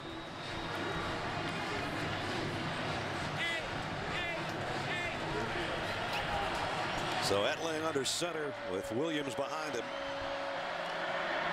And Williams goes straight on, and Florida doesn't give him a score that Gary talked about. And that'll be the game. That should be it. Yep. They used it. They used the last few seconds by being willing to run the ball. They have more guts than I do. I'd been taking a knee. Hey, Ed Orgeron called out his team, told everybody we were going to play Tiger football, And I think they played tough physical football play this week against Florida. So the final seconds tick away. LSU is going to go to 4-2, 1-1 in the conference. Florida, their first loss in SEC play, and they'll drop to 4-1. And the celebration starts on the Gators' home field for LSU. Another tight one, as so many of these have been, over now 64 meetings. That's only the second loss here for Jim McElwain in the Swamp in his third year as the head coach.